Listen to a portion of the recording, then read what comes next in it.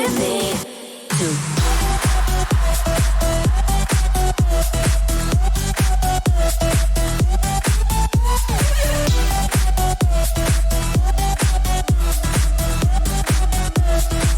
Turn the bass up.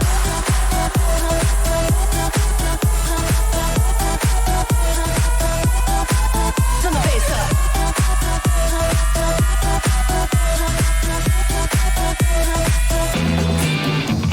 I walk in like a dime piece. I go straight to VIP. I never pay for my drinks. My entourage behind me. My life's a movie town. So bless me, baby. And even if they try to, they can't do it like I do. I thank God every day that I woke up feeling this way. And I can't help loving myself. And I don't need nobody else. If I was you, I'd wanna be me too. I'd wanna be me too. I'd wanna be me. If I was you, I'd wanna be me too. I'd wanna be me too. I'd wanna be me too. Ow! Turn your face up. Turn the face up. Ow! Turn your face up. Let's go. Ow! Turn your face up. Turn the face up. Ow! Turn your face up. Let's go. I thank God every day that I woke up feeling this way. And I can't help loving myself. And I don't need nobody else. If I was you, I'd wanna be me too. I'd wanna be me too. I'd wanna be me. If I was you, I'd wanna be me too. I'd wanna be me too. I'd wanna be me. Hey, yeah. If I was you, I'd wanna be me too. I'd wanna be me too. I'd wanna be me too. If I was you, I'd wanna be me too. I'd wanna be me too. I'd wanna be me too. Ow! Turn your face up. Turn the face up. Ow! Turn your face up. Let's go. Ow! Turn your face up. What's up, party people of the SFL? What's going on? What is this, Tuesday night? The Tuesday night before we before we kick, I guess I should say, off this weekend for season 16 of the SFL. What's up, party peeps? Welcome to episode 57 of Axis Live. I'm your host, Dave Axis. We have our third and final show of our three-part series of previews and predictions for season 16. We've been breaking down every team from every division. If you've listened to the last two shows, you know what we're going to do tonight as well. We wrap up tonight with Baltimore, the reigning champs, DC, expansion team, London team, an overhaul, and QCC, Queen City, the three-time or four-time champs? Four-time, I think, maybe.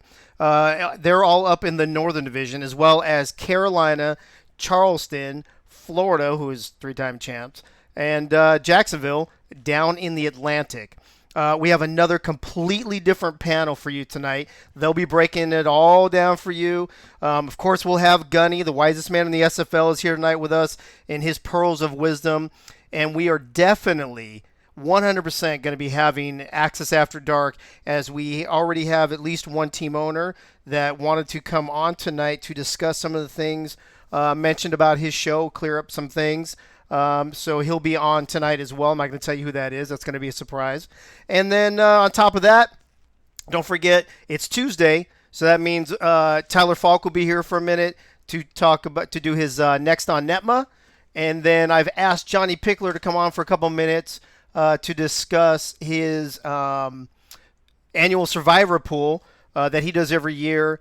I believe Eddie Gage and Eagle, and I think maybe one other person split it last year. So we've got a packed house tonight, not only in the chat, but in the showroom here in the green room, and we've got a lot to talk about. So, with no further ado, let's check out the party people in the chat tonight. Let's see who we got here. Let me scroll back all the way to the beginning. Freddie, Charles, Gunny, Deep Say. What did I skip over? Oh, Harish. Harish is here. Boletsky's here. Hubba Breezy. Mike All. Kendra Hall is in the house. Tyler Falk's here. Bob Funk, the lovely and beautiful Pink Lisa's with us. Riddler is back with us as well. Crazy 8's 2000. Dwayne. Will Todd is here. David Leathers. Albert Begin. DR Sim is in the house. I can't get that song out of my head. Nate Hall is here as well with his wife tonight. Ray Ray's in the house. Doug Britton, Bo Martin Jr., Tom Krieg, Mighty Joe Young, Jack Lewis, if I didn't already say that. Alien Nation's here. Man, we got a packed house. We got a lot of people here tonight. I guess there must be a couple teams in here that people are very interested about. I don't know. Let me see. Big Dog 44. Chad Rowland's here. I see him. Who else? Deacon Nickens. Good to see you, bro. Mello Taylor's back. I want to make sure I don't skip anybody. Max Jackson's here. Good to see you, bro. Wiggy 9800. Wigmore's here. Max Jackson is here as well. We got a lot of Mac and Maxes in the house. Alien Nation, I already said. DR Sim, I said. I think that might be about. Oh, boom. Bang, bang. Swarm Gang. I'm an effing problem is in the house. What up, Mark? Good to see you, bro. Unspoken 55. Greg Soto. My boy Greg Soto's in the house. And I think that's going to be it. All right. Nobody else snuck in right before I said that. All right. So, that being said, let's get this party started. Let's introduce our panel, and let's start talking about these teams. David Leathers, I saw you pop in. I might have already said your name. We have 4 panelists, along with Gunny, of course. First on the panel, everybody's sexiest tight end is in the house. Mr. Diva himself, Benji Matson's here. Benji, what's up, bro? How you doing, man? What's up, Dave? I've missed you, man. It's been a while. It has been a while. Where you been? I want to let you know. Well, I've been busy. I got used to life without you. Some nice evenings with the wife. And just want to let you know that she doesn't like you very much. She was cursing your name as I made my way down to the studio for tonight's show. I've got a joke about that, but I think I'm going to let it go since we're on air. But I can't believe that you would rather spend time with your wife than me. That seems kind of backwards. Anyway, we'll move on to Mr. Arizona Everything, the Hall of Famer. Eddie Gage is back with us. Eddie, what up, though? What up, though? How you doing, Dave? Good, man. What are you doing? You traveling right now? What are you up to? I'm in warm, but not so as warm as Arizona, South Carolina. Oh, what part of South Carolina are you in right now? Greenville. I love Greenville. You know, Greenville was our second choice. Did you know Robo lives in Greenville? My boy I Robo. didn't. I need to hook up with him if I Yeah, can. you should have had lunch or something with him. Yeah, he lives in Greenville. He's the reason why I almost I'm here moved till there. Thursday, so I'll see if I can make that happen. Well, I'm sure he's listening. So, Robo, check it out. Hit up Eddie Gage. You know how Eddie loves to have meals and drinks and stuff with people when he's on the road, and and post pics and whatever. So you guys should, definitely hook that up. Eddie, welcome back to the show, bro. You got it. All right.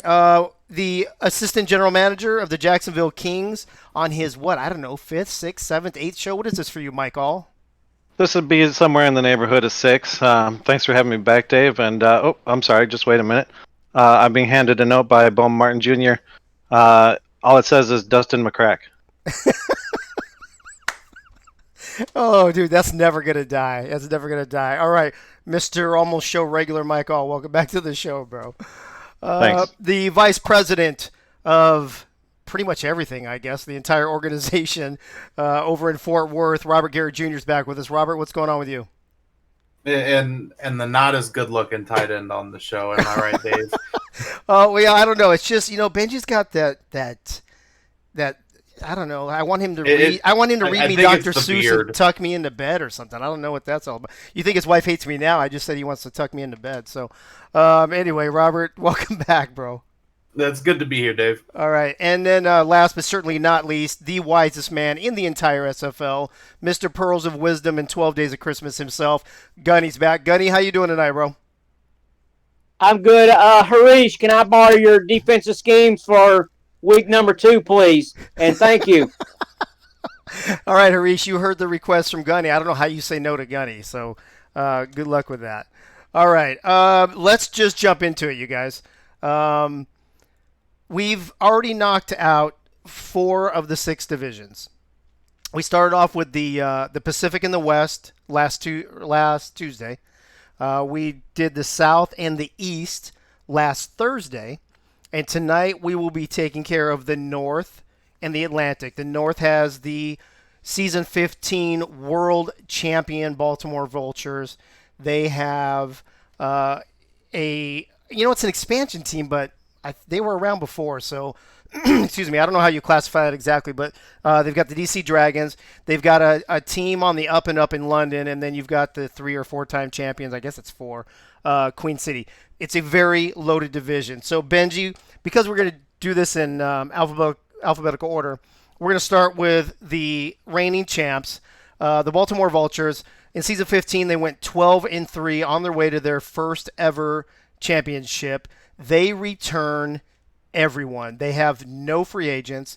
They have no rookies. They did not have to draft. Benji, I know you got a lot to say about this team, but let me start by asking you, does Baltimore have enough to repeat with the exact same team? Yep. Done. Next. Okay. All right. Moving on to DC. All right, Benji, tell me about Baltimore and why you think they have enough to repeat. Well, first of all, you don't mess with a good thing, you know. And of course, when your squad wins a title, it's great to see everyone back. Hallmark of a good team there, that everyone's willing to come back. You don't have any Lone Rangers striking off for what they think greener pastures, because right now Baltimore is where it's at. So they had a great year, finishing season 9-3 in that regular season, coming in just behind Denver. Had a nice tear in the playoffs. And I kind of went through their season a little bit. They had a fantastic season.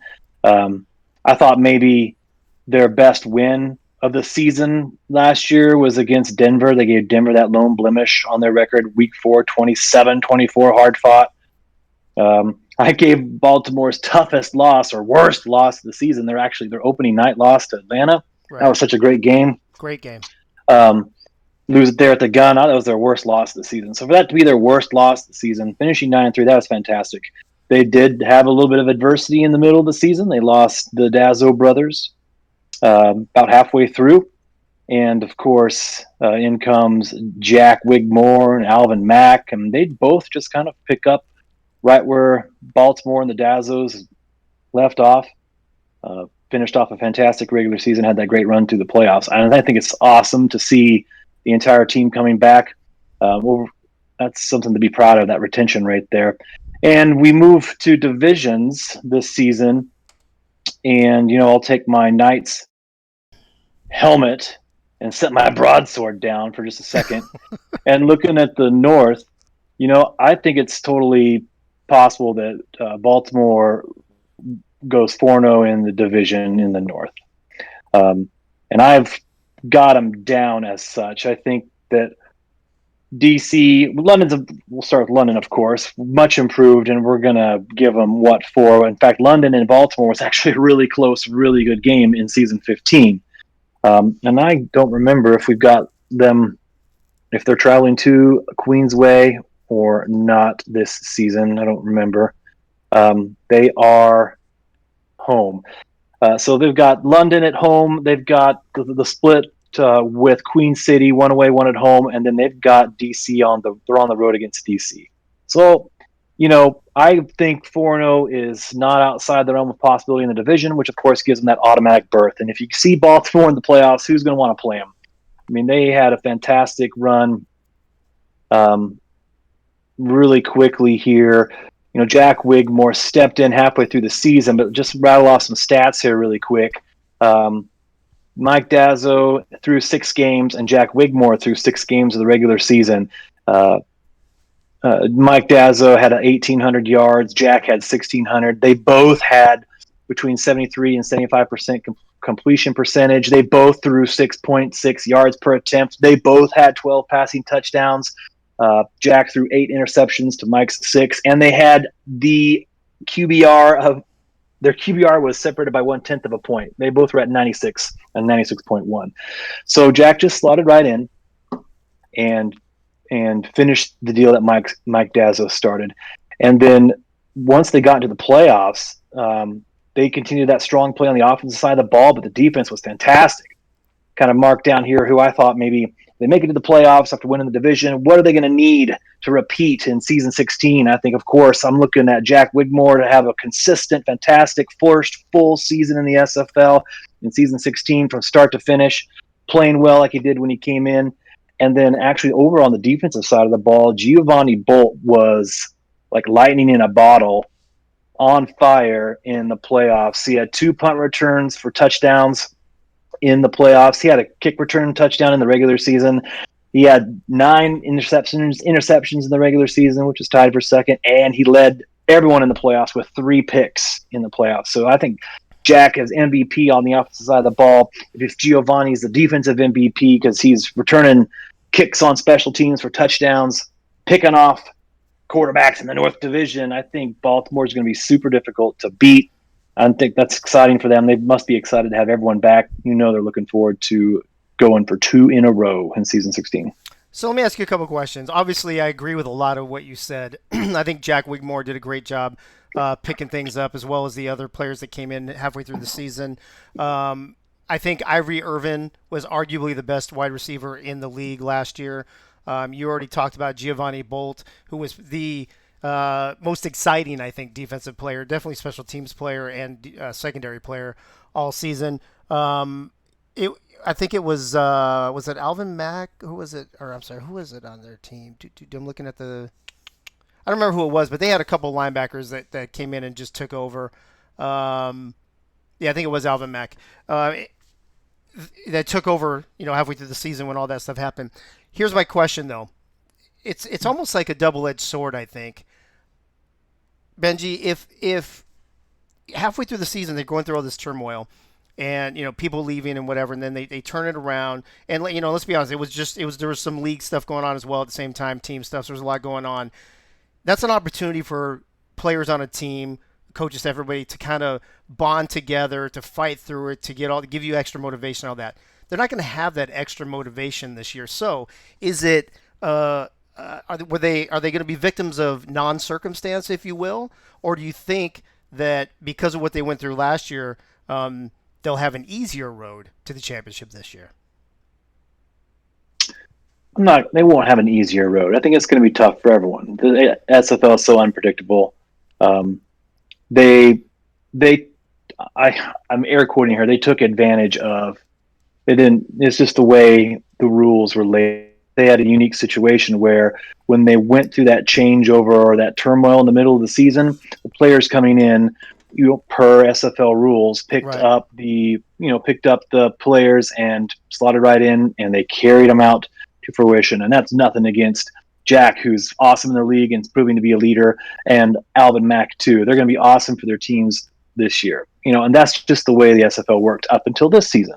So if anything like that happens again, they won't have the same opportunity, and if it does happen, they're not going to have the same result. The team will suffer if anything like that happens again. You would have to think that a team that's bonded well after just winning the championship, coach is probably preaching, we're not letting this go to your heads. We're on a mission. We got to win another one. We are the best team in the SFL. We're going to go out. We're going to prove it starting week 1.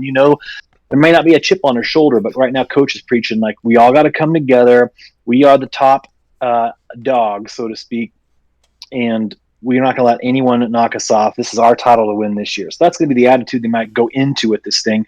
And you just hope that everyone's on board, everyone's excited for season 16, and are pumped to be a part of another winning season. Right. All right, Benji, thank you. Like we said, Baltimore returns everyone. And we didn't even talk about one of the best running backs in the game in T-Roy Gaines. You've also got, another a corner in Ben Stackenpaper. Frank Smith is on there, Nate Brown. Jay Hayden, for God's sake. Mac Chima. The names just go on and on. So, Benji, I agree with you. Thank you for that. That Baltimore definitely has the tools in place. If it's not broken, don't fix it. We'll see if it's enough to repeat as champions in season 16. Moving on to the DC Dragons, real quick. I saw that Cam put a couple things in the chat. They'll be DC will be carrying on the records from the previous DC Dragons, first team to return to the league with the same name, city, and team and owner. The other comment he made said they are classified as an expansion team, but they are a returning franchise. So technically, they're an expansion team, but they'll be carrying on the tradition of the previous DC Dragons. So that being said, Robert, season 16 expansion team. They picked up a couple key free agents, a couple rookies. I mean, a lot of rookies. Well, I could only put 2 on the graphic, but we'll talk more about them. There seems to be a lot of questions about around DC. We've talked about it in previous shows. What do you think about DC's chances this season, and where do you see them in this kind of loaded SFL North Division? Yeah, I think DC is going to struggle quite a bit, and most of it just comes down to the fact that they have so many rookies on their team. As an expansion franchise, that's part of the struggle is getting in there and getting some key free agents, which they got a couple: Jack Russell, Kanye Rockefeller, Clint Hendershot. Those are going to be really good anchors for their defense. But really, the offense outside of Shabazz Synergy. A lot of question marks. You got good rookies coming in. Kevin Say, Ziggy Hrynek. I probably butchered that last name, so I apologize. But they got key pieces coming in and some rookies that look like they're going to turn out to be good in the SFL.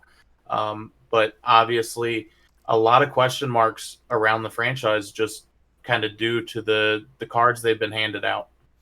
Yeah, and real quick, Dwayne pointed out, hopefully I didn't do it with any of the others. I switched the free agents and the rookies on this graphic on accident. So Kevin Say, Exodus O'Brien, rookies, Jack Russell, Kanye Rockefeller, free agents. So let's talk about them for a minute. Jack Russell, safety from, I believe, was London. Kanye coming over from Chicago. So, but 2, real key veterans and great free agent pickups for them to help solidify their defensive backfield, Robert. Yeah, no, I can't speak obviously for Kanye or Clint. I was never on a team with them, but I played with Jack Russell his rookie year in London. Not only is he going to show up on the field for the team, but he is super active in the locker room, gets the morale going, and keeps guys talkative. So he's going to be a leader in that standpoint for DC as well. Yeah, let's dissect their draft a little bit, Robert. So first pick was Kevin Say, running back. Second pick, Josh Gill, wide receiver. Their third pick was Ziggy, like you mentioned. By the way, that's Ace Fennick's son-in-law, FYI.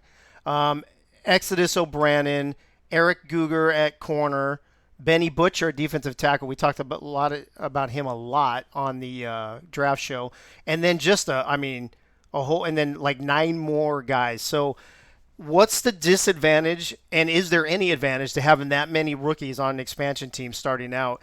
And I'll point to teams like Portland, like we've seen it in the past, where it takes time to build that up, Robert. Yeah, no, it's definitely a disadvantage in that regard. Granted, I think the one thing that you could look at differently between DC and even Portland last season is the rookies have the ability to have more value in this draft. So DC comes out a little bit more balanced in that regard, but they still got a lot of rookies, a lot of underdeveloped players, and especially in the North Division, you got some pretty good receivers on these teams. Saren Storm and Vin Kalia on London, the first duo that I think of. But obviously, Irie Irving got a big contract for Baltimore, and especially on the defensive side of the ball, things could get out of hand quickly if the corners are a little bit too slow or anything like that.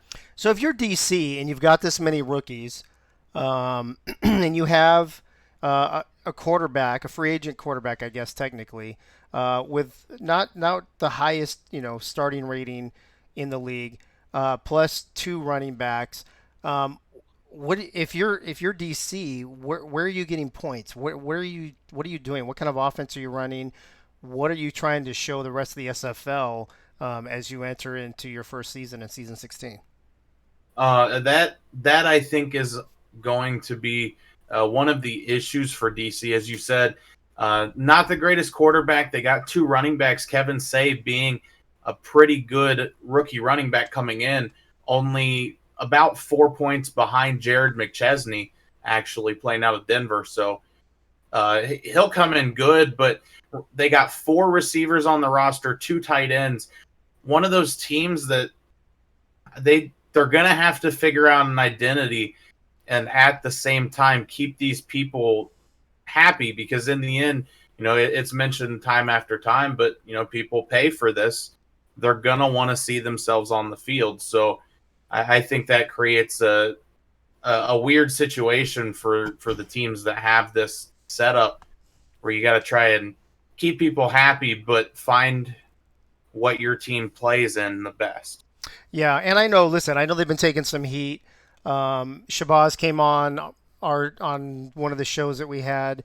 And listen, that's just going to happen, right? I mean, if you're a new team and you're sporting 15 rookies, so 75% of your team is going to be rookies, you're going to take a little heat anyway. Tyler Falk in the chat said, one positive is that DC will be able to cultivate a strong locker room, as most of the team was in the SFL minor league, and Destro will be able to shape the locker room to what he wants to. Well, and that's a good point. A lot of these guys shared that SFL minor league locker room. Do you agree with that, Robert? Do you think that'll carry over and help have a solid locker room with these rookies that have already been kind of chatting with each other for at least a season, and some of them even 2 seasons? Oh, 100%.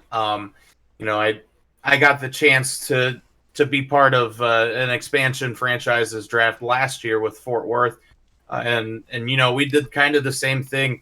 We found the rookies that meshed with, like, their attitude and everything meshed with the guys that we already had the team, so we were able to really build up just kind of a strong brotherhood before people even really knew each other. Yeah. So I think, let's be honest, DC has their work cut out for them. It's going to be an uphill battle. It'll be interesting to see how the panel predicts them in the predictions at the end of the show, where they'll finish in this North Division.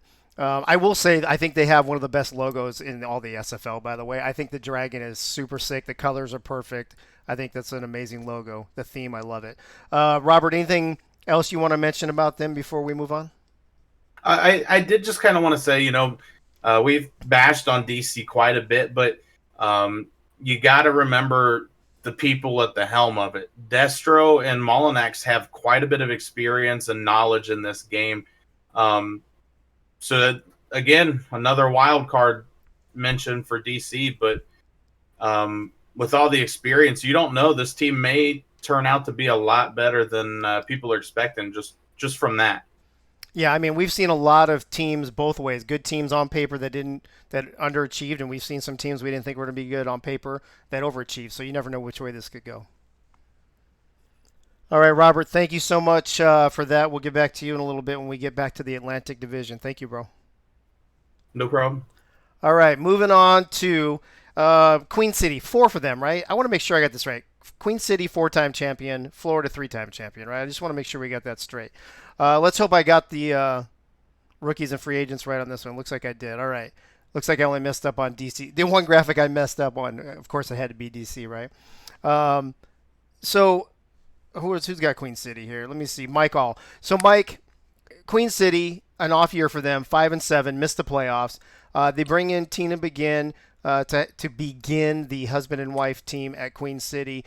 James Troll for kicks, and then they draft Hubba Crimble at fullback and Sean Moore at linebacker. So they returned 16 out of 20 players to a team that went 5-7. Along with what you're going to tell us anyway, my question to you is 16 people plus the 4 names you see on the board enough to get them more than 5 wins in season 16? Mike All, you with us? Are you muted, bro? Let me look. What happened to Mike All? Did somebody kick him out? Did somebody kick Mike All out of the thing? No, he's there. Mike All, you're not even muted. I'm here. Sorry, I didn't jump in right away. I don't have Queen City tonight. I'm sorry. I have Queen City. Oh, my bad. Well I have then, Queen City, Dave. well then maybe we should go to Eddie Gage instead. Maybe no wonder Mike All's like he's like, why are you talking to me? Stop talking to me. Stop saying my name, Dave. Jeez Louise. Sorry. Queen City. My bad. Eddie Gage. So you heard my question. Does 16 returning players plus these four get them over to 500 or better in season 16? Well, if you ask some people, a lot of people questioned Queen City coming into the season last season with 4 offensive linemen. And yes, while it's a strength, it's gonna hurt them in other areas. Queen City is a 4-time champion, so their owner knows how to get it done. They do have a relatively new coaching staff over there, so it's up to them to get those new pieces they have in place to try to get this offense going, particularly. Now, the good thing about Queen City is they went 4-4 versus playoff teams last season. I think the most impressive of those was the win against you guys in Jacksonville. I think they beat you guys like in a 13-10 or something, some kind It of low was scoring a affair. really low scoring game. Yeah, I think you're right. Yeah. So they still have Eric Barkley over there as the owner. The GM is Albert Begin, and he's also the offensive and defensive coordinator.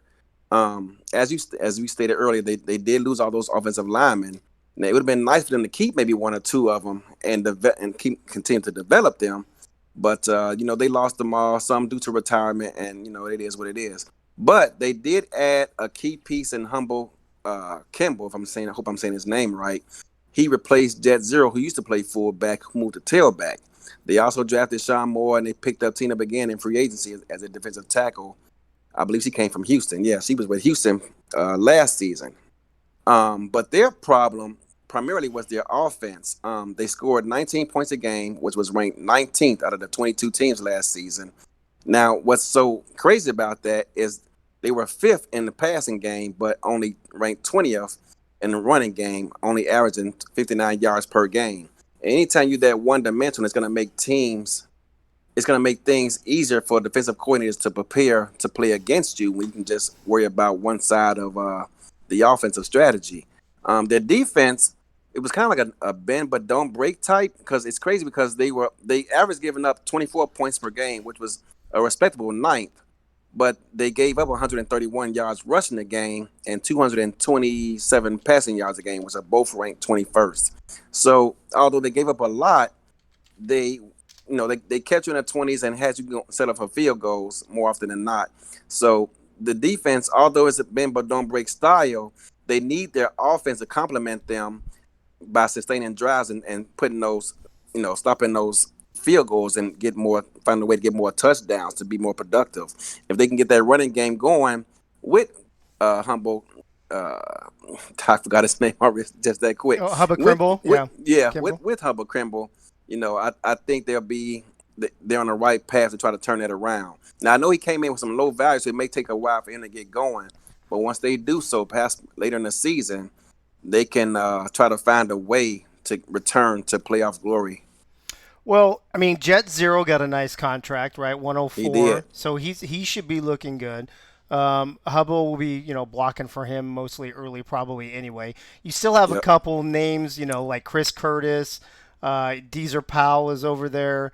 I mean, they've still got weapons at Queen City. Yes. I'm trying to see. Deezer Powell is one of the better deep threats in the entire SFL, by the way. Yeah, I mean, AJ Caswell, again, he's not going anywhere. Does the addition of Tina Begin on defense, and now I don't remember if Queen City had a kicker last year and they didn't go with one and they're bringing James Troll back, or if they lost a kicker and he's replacing anybody or not. But what do you think about the moves they made in free agency? Well, getting Tina Begin was great. I mean, if you read the article that I forget who interviewed him, but Dr. Sim, the owner of Houston, he couldn't speak highly of Tina Begin enough. He was calling her a future Hall of Famer the way he talked about it in his interview. So I'm guessing, he saw something in his simulations that made him think he would be a great player. So, I mean, like we said, they gave up 131 rushing yards per game on the defensive side. So picking her up as a defensive tackle could be huge for them. Hey, so real quick, I'm being told in the chat that James Troll was already here. I don't know why he was listed on the SFL website as a free agent then. No, yeah, he was already there. He was the Yeah, kicker last season. so I'm not sure why he was in the signings as a free agent because that's where I got the information. Oh, Albert says he retired and then he came back. Okay, so that technically makes him a free agent. There you go.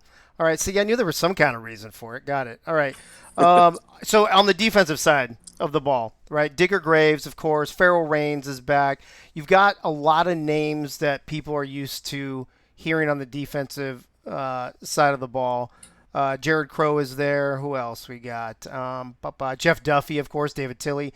Um, do you think, looking at this division, you've got Baltimore, who's got a potent offense. You've got DC, who we're not sure about their offense. We have London, who we're going to talk about next. Is Queen City going to have enough defensively to contain the rest of this division? Assuming, let's just safely assume that 2 teams from each division make the playoffs. As it was stated earlier, Baltimore is pretty much a lock for this division, barring some kind of catastrophic event. Right. To me, and Destro, he's won a championship. He has Stephen Mullinex, who has been to the playoffs on this, coaching the offense. I don't know. I can't remember who's coaching their defense, but like was stated earlier, they're playing with a lot of, underdeveloped players who were great in the minors, but it's just a whole different animal up here in the pros. And they're going to have some challenges, and it's going to be up to the coaches to try to put them in position to make plays. Because I'll just give you an example. I have players who just aren't ready to do certain things I need them to do, so I have to eliminate certain plays. And I'm sure that Stephen Mullinex and their defensive coordinator have found those same issues with their players. So it's going to be some tough sledding, and it's going to take the coaching staff to get those guys on the right path to try to make a playoff run. However, that said, London, in the middle of the season, I think it's around week 5 or 6, something like that, Liam stepped down from coaching and turned the reins over, and I forget the guy's name, so forgive me, but their offense made tremendous strides the second half of the season, putting up big numbers throughout. And if they can continue that trend, I'm sure the people in their division have been scouting to find out what they were doing differently. So they're going to have to adjust. But he made some changes to that offense to get them going. Now, if their defense can hold up their end of the bargain, London, as I stated on a previous show, is going to be a problem. They're going to make some surprises to a number of teams this season, I think. So to answer your question, David, long story short, in my opinion, it's going to come down to Queen City and London as in regards to that second, team in a division to make the playoffs if it works out that way. I have faith in DC, but I think it's going to take a season of progression to get those guys where they need to be. That said, they do have some great pieces. It's going to take a little bit more and some patience with those guys to get them where they need to be. Well, I'd love to see Queen City back in the playoffs. I'd like to see them get a better than a 5-7 record. Cam, like, to make a long story short, bro, you're way past the successful goal. I was actually gonna type in there too late to make a long story longer. Anyway, I think the SFL is better, and I think it's a lot more fun when Queen City actually makes the playoffs. So, Eddie, thank you for all of that. I will come back to you in a little bit, and we'll see if you can narrow down that playoff prediction, at the end of the show when we do the predictions for both divisions. All right, Eddie, thank you, bro. You got it. All right, yeah, so I messed up on the Queen City line. Look, I'm having a bad first half. This is like a football game. I'll rally in the second half. Don't worry about it. So we're doing them out of alphabetical order. Since I messed up Mike, I wrote him down next to the wrong thing, but, whatevs. 220, 221. Whatever. Hey, if anybody knows what movie that quote is from, throw it in the chat and I'll send you something. All right, let's see. Here's what I think personally is the most intriguing team in this division, right? I believe, attaboy, Benji Matson, you got it, buddy. It's Mr. Mom, Keaton, 220, 221, whatever. Here's the deal. London went 2-10 last season. As Eddie started to mention a little bit, Michael, they kind of had an overhaul. Their general manager, Chad, is saying this is not a rebuilding season. This is a retooling season. Chad Rowland is one of the key free agents on the graphic, along with Saren Storm. They had a couple more. They picked up the only kicker in the draft in Jack Lewis, and they had some draft picks, including Emmanuel Blackman. As you know London's history, and you see all the changes they made starting in last season, Mike, how do you see London going into season 16? Yeah, so London, I'm actually, aside from my own team, I'm London is the team I'm most excited about because I know Chad, I know Tanner, and they're really working hard to build something here that's of high quality, and they've taken the first steps towards it on the road to season 16 here. And Chad's proven his worth. He helped build a championship roster over in Baltimore. So yeah, they did bring in a couple of good free agents. Saren Storm is actually a returning free agent. Used to play for him, now he's back, and I think that's a sign of showing, hey, we're really doing something here, and I'm pretty sure Saren sees it, and that's why he came back. Do you think it's an advantage for London to be playing in this division or a disadvantage? It's going to help build their character. They're going to have to face some real tough competition and help build this division into something that it should be. And granted, I know DC is just starting over, but I think they're going to surprise some people and give a couple of teams in that division a run for their money. But yeah, I think London is going to really benefit from being in this division. Yeah, I think Saren Storm, Chad Rowland, two key free agents. I think that's a great free agency for them.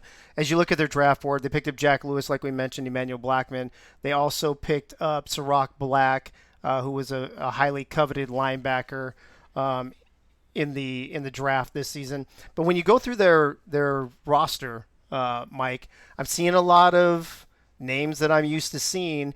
Names that some of them were just rookies last year, some of them are veterans. You've got Dustin Zeck. You've got Angus, of course, quarterbacking, but you've got Jeff Gagne, Benji Matson, Tanner Hendricks, and what's his name over there? Let me look at it real quick. Robert Merrill at running back. He made that transition, I think it was last season or the season before. Chris Joseph, of course, Marquise Reed. There's just so many names that that are solid players over there. Do you think that these few free agents and these few rookies is what's going to be enough to put them over the top, maybe get them to 500 or even into the playoffs this year? So yeah, with the change, the handing over of the reins in the coaching department last season, getting those games underneath them, getting their legs together, knowing now the direction they want to go. With the pieces that Chad and Tanner put into place, I wouldn't be surprised to see them triple their win total this season and hit 500. Wow, so 6-6 potentially, and we'll get to some more predictions later. I didn't get a chance to really look at the stats for London for tonight. I don't know if you did or not, Mike. It seems to me Angus had a decent year. I can't remember if he threw a lot of interceptions or not. Like we said, their running back, Merrill, he just made the transition, I believe, from wide receiver to running back last season. So he had to get a season under his belt, get things going, had to get that progression going. As you look at the wide receiver core, I see, they lost Fox Highwind, but they added Saren Storm. So that's kind of a wash there. Offensively, Jason Miller, 31. Yeah, okay. So he did have a lot. Yeah, so was that tied for first? I think that was either tied for first or second, 31 interceptions. So if you have a running back that's still settling in, Mike, and even though you have good wide receivers, but you have a quarterback that's used to throwing a lot of interceptions, what are you going to do with the ball offensively in London to beat the likes of a Queen City defense or a Baltimore defense? Yeah, so that is definitely one area they're going to have to improve. Certainly Angus's arm strength isn't where it needs to be, but I know Chad and Tanner will have him on the right path to build him into a championship level quarterback where he should be. maybe not completely this season, but I'm thinking next season he'll definitely be there. Yeah, he did throw a lot of interceptions. He did do decently yardage wise, but 31 picks to only 20 touchdowns. That's something that they definitely need to improve. The running game wasn't horrible. Merrill had a decent yardage year, but as a team they didn't hit 1,000 yards. But they did put up 10 rushing touchdowns, which isn't horrible. Offensively, with the wide receiver core they have, and with the guys running the show, working on getting the team in the right direction, I think we'll all be surprised at the big improvement we see definitely by the end of the season. Benji Matson in the chat, hand the ball off to the tight end. Yeah, I mean, what is it, Benji? You had one kind of a rush, if you will. You touched the ball one time, you have one touchdown. You've got like 1,000% touchdown ratio. So I would say definitely let's do the end around to the tight end, to the Diva of the Week, the runner-up for Diva of the Year at 10 yards rush. Look at him. He averaged a first round per rush, and he averaged a touchdown every time he touched the ball. So Chad, Tanner, if you're listening, do the end around to Benji Matson, and you'll score every time. Mike, you got anything else to say about London before we move on to Gunny and his pearls of wisdom? I mean, defensively, that's where they're going to live. Their running defense was actually really good. Their passing defense left a little to be desired, but their run defense really carried them, and that's where I think they're going to definitely show some people that they're in it to produce this year. I think Chad Rowland playing defensive tackle will be interesting. He didn't have the best half a season last season before he left. So hopefully he'll be able to step his game up on that defense for London. I can't stop laughing at what's going on in the chat. He's like, hand the ball to the tight end, let the tight end return kickoffs, throw to the tight end, let the tight end throw, tight end reverse. This is they're going to have to change their name to the London Benjis pretty soon or something. I don't know, but hopefully Chad will have a better season. Hopefully these guys will in London will have this ship turned around, and like you said, hopefully we'll see more wins out of them. Mike, thanks for all that, buddy. I appreciate it. Yep. Gunny, are you around anywhere? Sir, yes, sir. What are you doing right now? You just listening to us blab and you watching me mess up my graphics and stuff, or what? Everything. I watch it all. I know you do. Are you ready to rock and roll? I'm ready to go. Hey, look at Ray Ray's on top of it. She's already got the words in the chat. Atta girl, Ray Ray. All right, Gunny, you can kick it off. She's going to sing it for us one day. I hope she does. Her and Ashley should come on and do it, and Benji should do the harmonies in the background. All right, Gunny, you can, whenever you're ready, you can rock and roll. Good evening, SFL. Good luck to everybody. In just a few more days, we'll get to hear Cam say, kick it for Baltimore, opening up against the Arizona Scorpions for season 16. 1 year ago, Gunny came to the SFL community. He's given the love back to 1 year ago. Non-contract signings from week 2, January 23rd. Arizona, Joey Tropicana. Baltimore, Ivory Irvin. Charleston, John Reese.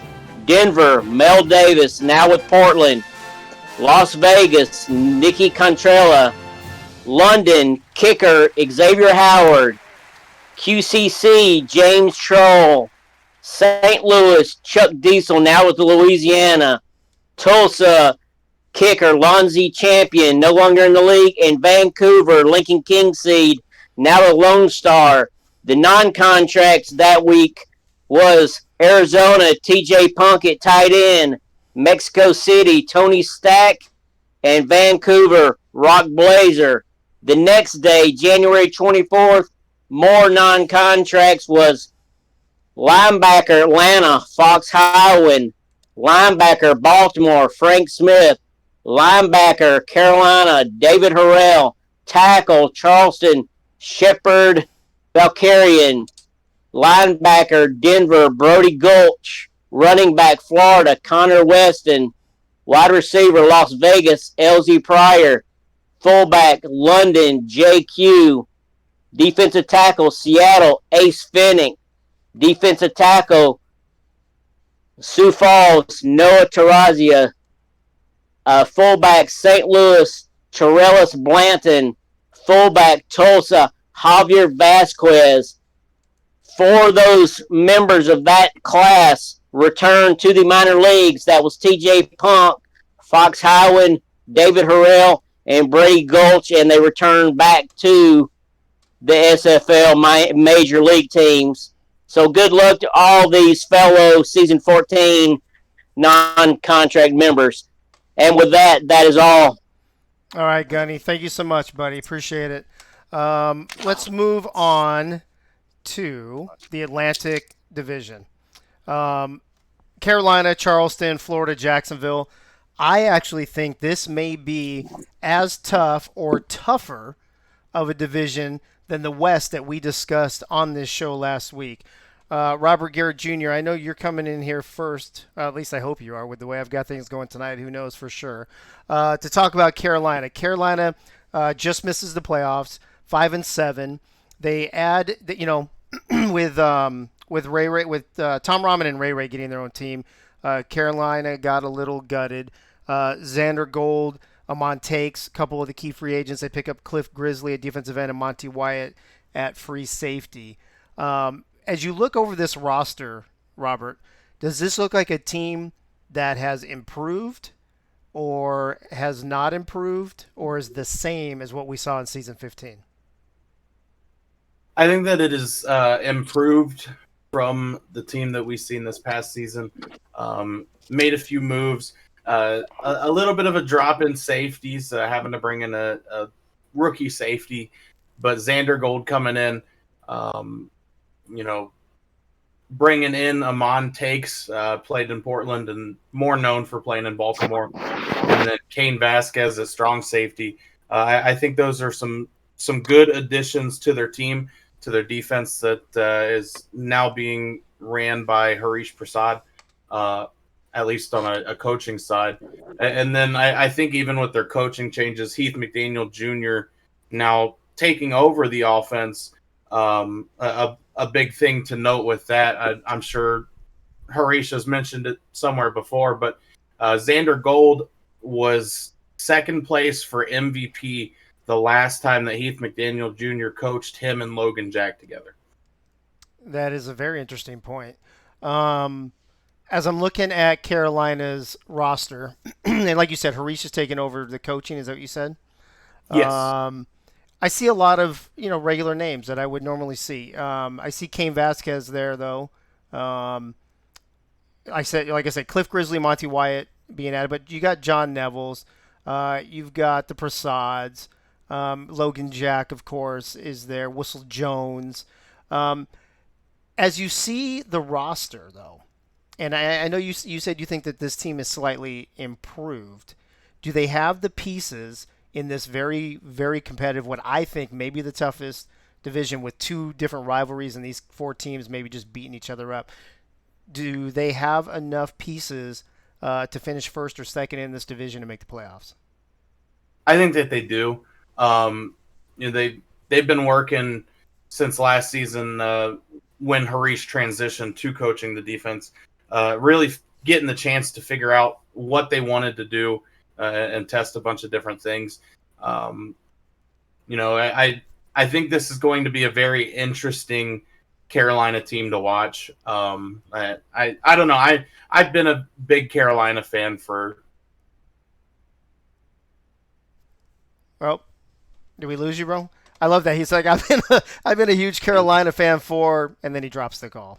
I guess he's not a Carolina fan. I guess that's what Am I that still meant. here? Hello? All right. Are you there, Robert? We heard I've been a Carolina fan for, and you, and yeah, I've been a fan of theirs for a few seasons now. So I guess in the end there might be a slight bias, but okay.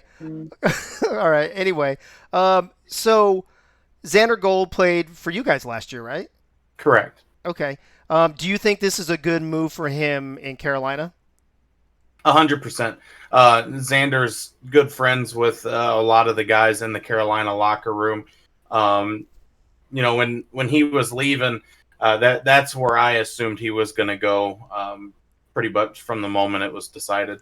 So, I mean, he's got the weapons, right? And I didn't even mention Heath McDaniel Jr. He's got him. Of course, he has Harish, Sam Avalos. He's got the weapons. And, of course, he's got Logan Jack to hand the ball off to with almost 107 initial contract. As you look at the offense and the defense, where do you see the key weaknesses for Carolina, and are they exploitable by the other teams in this division? I think the key weakness, I guess if I had to go somewhere, the defensive line overall value wise is fairly low amongst the defensive lines in the league. So that might be a spot where teams could attack and try to get the running game going a little bit more.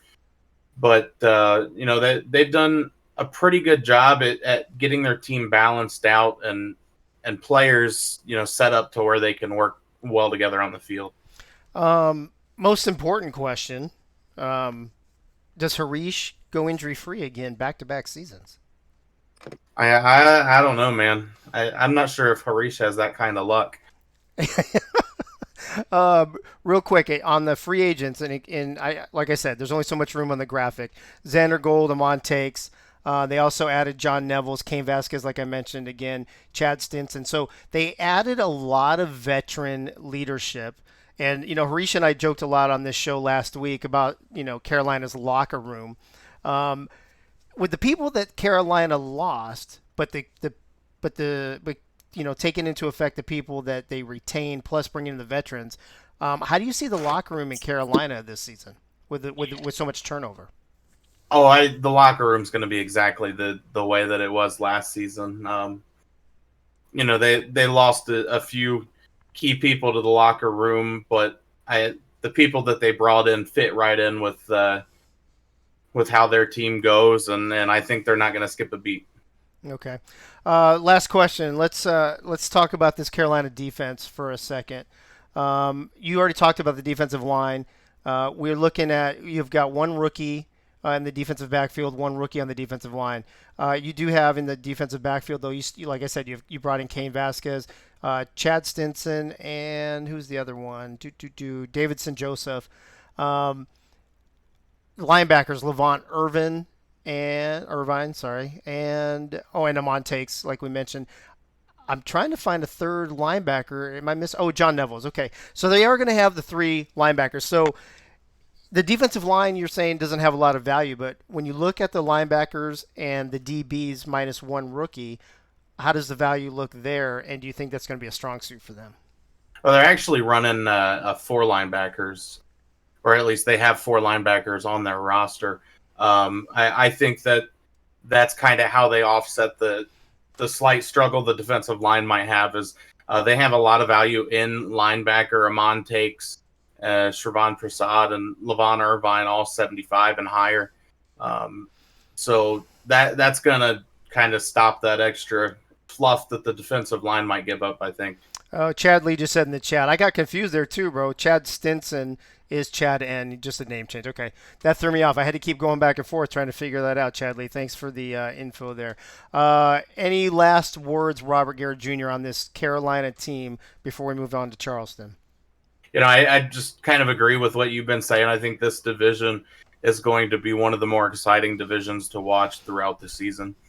Yeah, I agree. I think that's a no-brainer. I think that the West, the Atlantic, and the South are the three divisions that are just going to just beat the hell out of each other too. So, all right, Robert, thank you. We'll see you at the in a few minutes doing predictions. Yes, sir. All right. So moving on to Charleston. Mike All, you got Charleston, right? I better double check with you before I actually have to move on to Eddie again or something. Sir, yes, sir. All right. What do you even say about this Charleston team for season 16? I'm just going to leave it at that and let you go. Okay, so let me just start out by talking about all the free agents and rookies they brought in. Hey, yo. Yeah, that's pretty much all I have to say about that. I mean, honestly, Mike, this is a Charleston team that went 5-7. We all know that they were a better team than their record last season, but they don't bring any free agents and they don't bring any rookies. So how do they get better than 5-7 in one of the toughest divisions in the SFL. And it all has to do with having that season of progressions, and now they're starting with that whole season of progression, and they're going to come in a little bit stronger. And it all starts with their defense. They do have a great defense.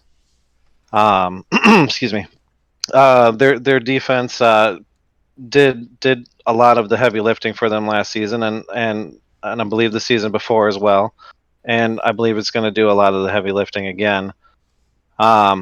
Offensively, TD Drew's just he's got to improve, and the coaching staff has to push him to play harder, to play better.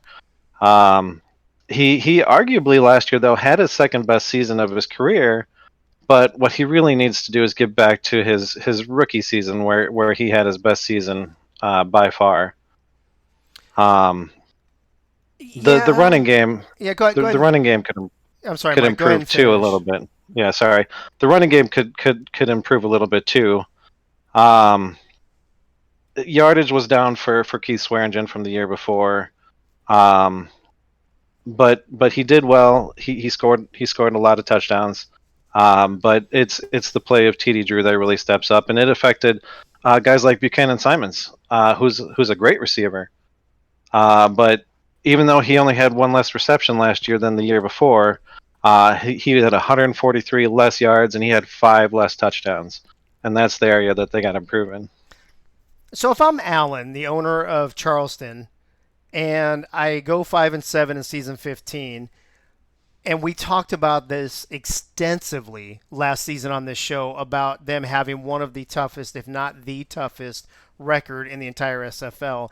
Is it just a point of Allen saying, listen, we have a good team, we had a tough schedule, we lost a few, close games, had a few bad breaks, but we already have the talent here to make a run? Is that the thinking? Because other than that, I'm not sure how else to classify it, Mike. When you go 5-7, you don't bring anybody else in. And I believe it is, because he does have a solid core of players. There's a lot of great players there. It's just a little tweak here or there that's going to get him over the top. I mean, they limited their turnovers last year. They had less than 20. Their takeaways were up there. They did well there. It's just getting into the end zone is what's keeping them short. And if Allen gets the guys to make those tweaks, I'm positive that they're going to be in the playoffs this season. Yeah, I think that they will too. But, I mean, obviously, as you look at their roster, they return everyone. So it's all familiar names, right? Hold on, let's see what Dwayne said. Charleston has been a contender for 3 seasons. Yeah. First of all, I agree with you. TD Drew needs to be more efficient. The interesting thing about Swearingen, and I don't know how many yards he had last season. If you have that, Mike, you can let me know as I'm saying this. But it seemed like in the first half of the season, he was tearing it up, and people were talking about him for potential MVP, and then he kind of tailed off. So that's one issue I think they may have to deal with. They've got some decent wide receivers, right? They got Buchanan Simmons comes back, and who else do they have here? Who am I thinking of? Macaro. Do they only have 2 wide receivers? Why do I think they had 3? They're going 2 tight ends, I guess.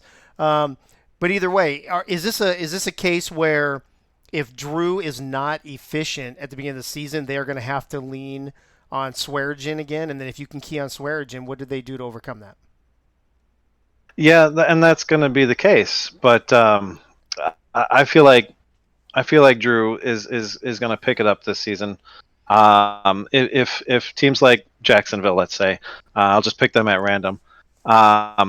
If they focus on Keith Swearingen and have that amazing line that can stop Swearingen, it's got to be TD Drew finding the holes in the coverage, and I know that Allen has a smart football mind. He's going to figure out that way to get TD Drew back to where he needs to be, back to that rookie season level.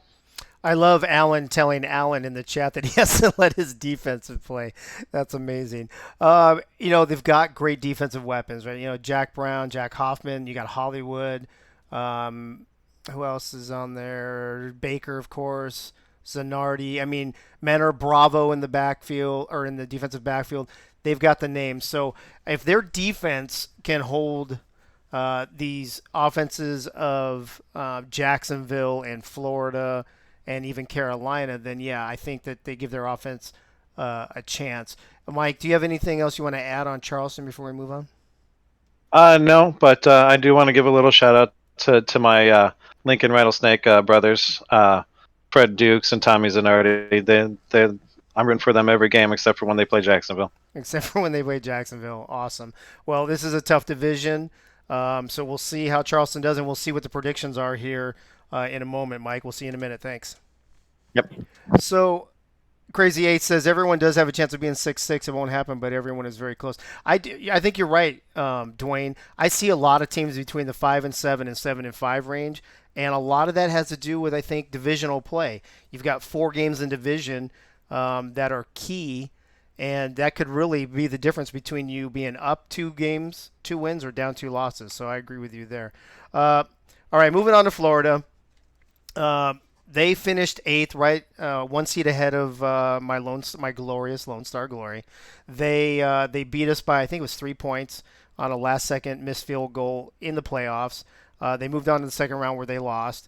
They were 8-6 overall record as the 8th seed in the playoffs. They bring Jeff Como Esta on, Deontay Stoneville, and then they draft one of my favorite guys, Charlie Boletsky, and then Maverick Hughes, and I think there was one more that we'll get to in a moment.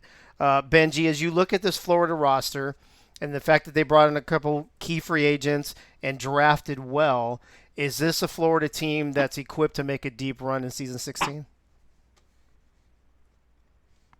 I think so. I think they're set up to have success. We look at the record 7-5. Like, yeah, a lot of teams are 7-5, 6-6, 5-7.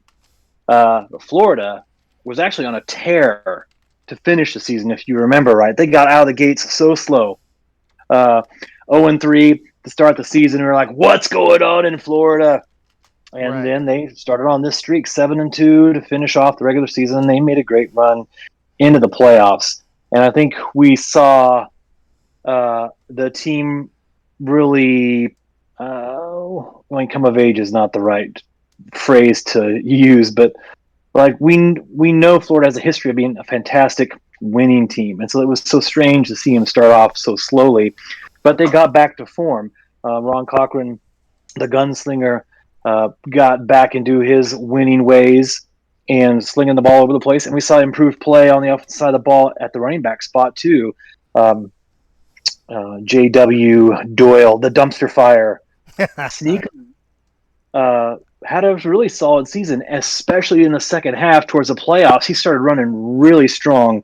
And just another case, you see that progression start to happen, and JW's running back start to come into focus after playing fullback. So I think they had a great season. They're a fantastic team. You always think of defense when you think of Florida, and with Ron Cochran playing well, which he did. He had a few really huge games, if I remember. Like I think maybe he had a 5-touchdown game in that second half of the season. Right. So Florida's super dangerous, especially if they don't, kind of dig a hole for themselves at the start of the season. So for whatever reason, that was an enigma in season 15. They're a solid team. You expect them to come out of the gate strong in season 16. Solid on the defensive side of the ball. They did lose one of their rookie linebackers. John Nevels has moved on, so Eric Hammer is going to be asked to do a lot, and they did draft Maverick Hughes. And due to those awesome new rookie rules, Maverick Hughes is coming in with great value to join Eric Hammer there in that defensive middle. That's going to be a key cog to watch for Florida if that defense is going to continue to make strides here in season 16. Ryan Davidson from his cornerback spot, 9 interceptions. So the defense is always strong in Florida and mighty at the helm. Ron Cochran playing strong. JW, dumpster fire Doyle running strong. I think Florida can have a fantastic season in season 16. They can make a run at Jacksonville for the division title. They can make it into the playoffs. And I think we were saying at the end of last year, season 15, head in the playoffs. Florida is the team that no one wants to play. And I think that's going to be a similar story here in season 16. So, we talked about Cochran. He's kind of up and down, right? Ron Cochran, quarterback, right? He throws a lot of interceptions, but most of the time he's very efficient. And sometimes, like he did against Lone Star, he can throw up 4 touchdowns and several hundred yards and just throw you out of the game. Do they need more consistency from him to get to where you're talking about going this season? I think, we talk about London and Angus and, consistency or improved play from Angus at the quarterback spot. I think they had the same total interception totals, I believe, Ron Cochran and Angus in season 15. So consistency, yes, both teams, London and Florida, would be helped by a strong running game. And I thought we started to see that. It's no coincidence. When Florida was able to run the ball a little bit better in the second half of the season, things started to open up for them and for quarterback Ron Cochran, able to get the ball out.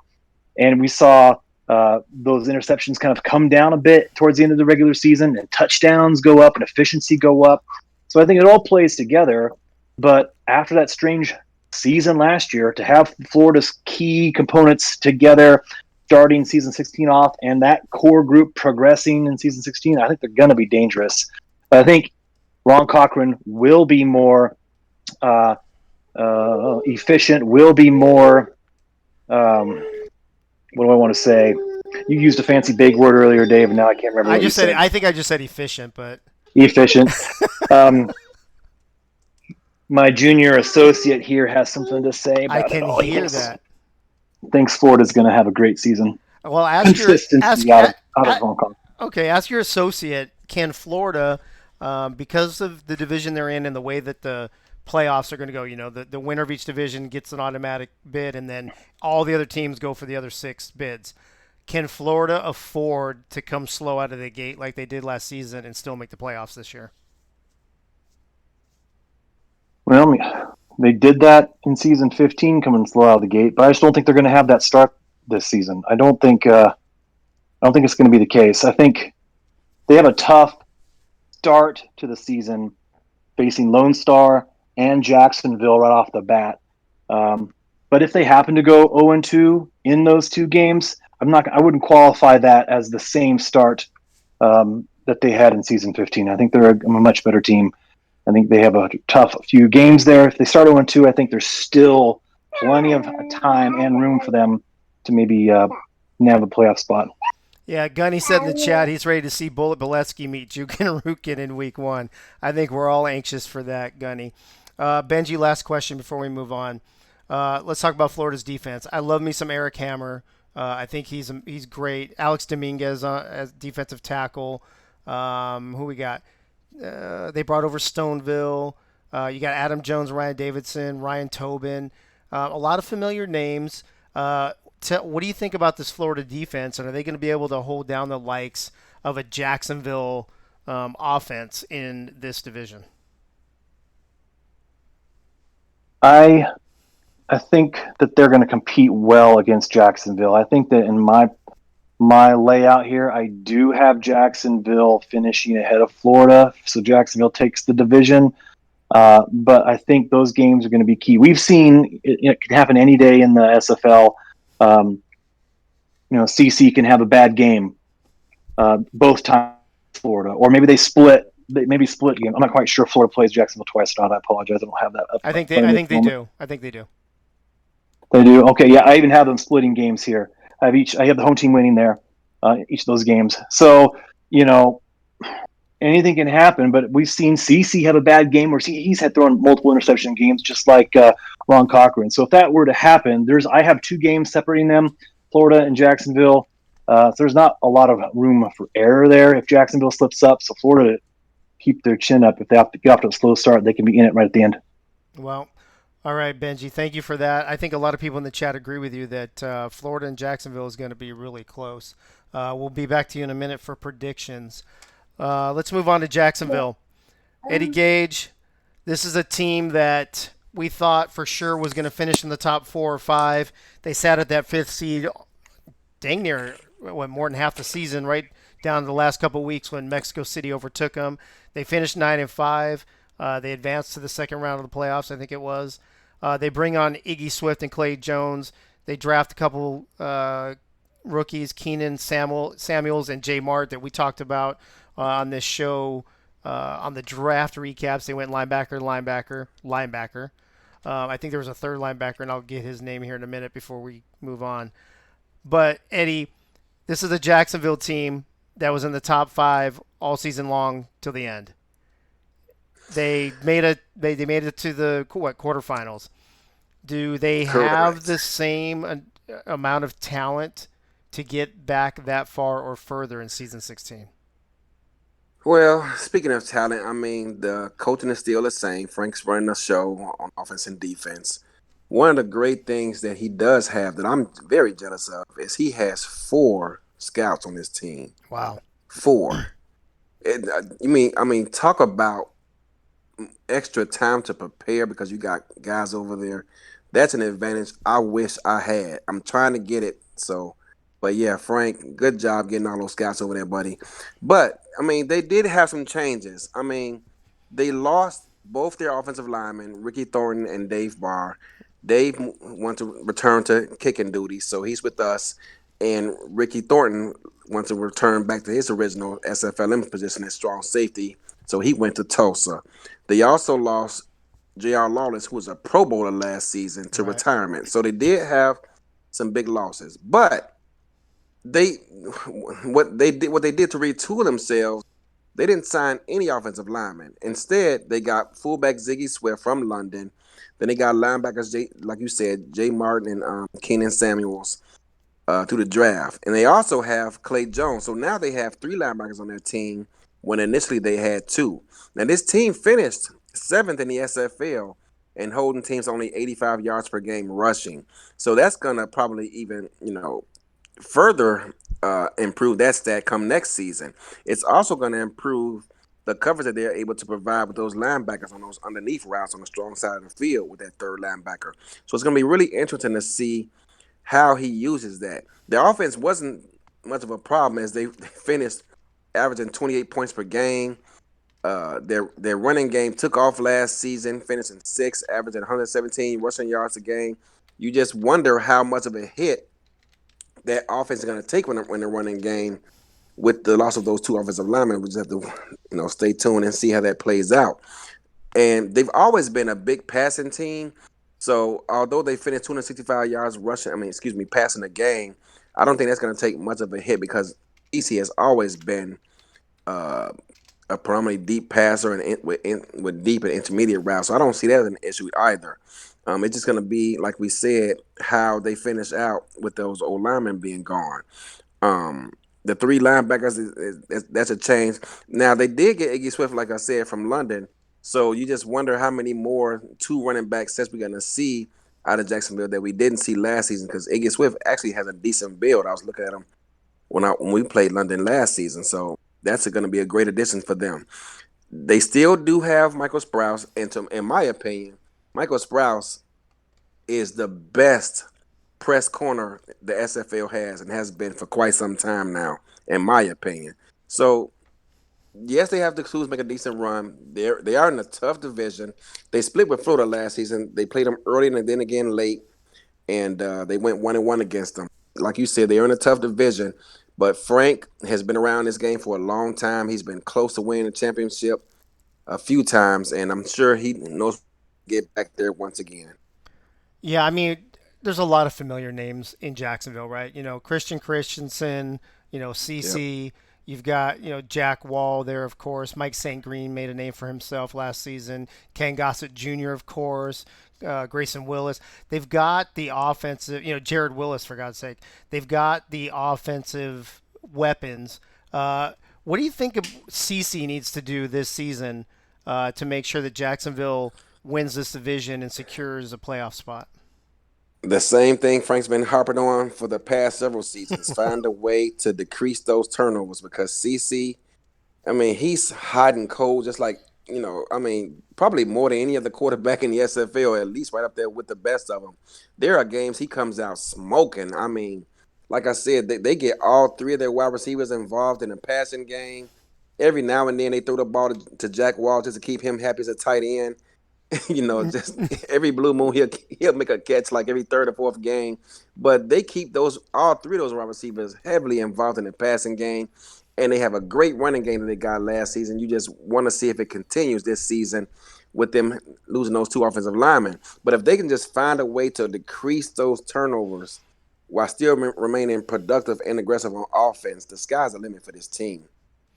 They had one of the best defensive lines in the league last year, right? Hunter Norwood, Yep. and who was the other one that had a lot of sacks? Taquan Hale. I mean, they're lacking at defensive end with Mike All, but you can only be so good in so many places. But besides that, though, they have they have an outstanding defense. Do you see them being as dominant this season as they were last season? I think they can be even better because one of those offensive linemen that they lost, A.G. Pennypacker, he didn't leave the team. He just transferred to his original SFLM position.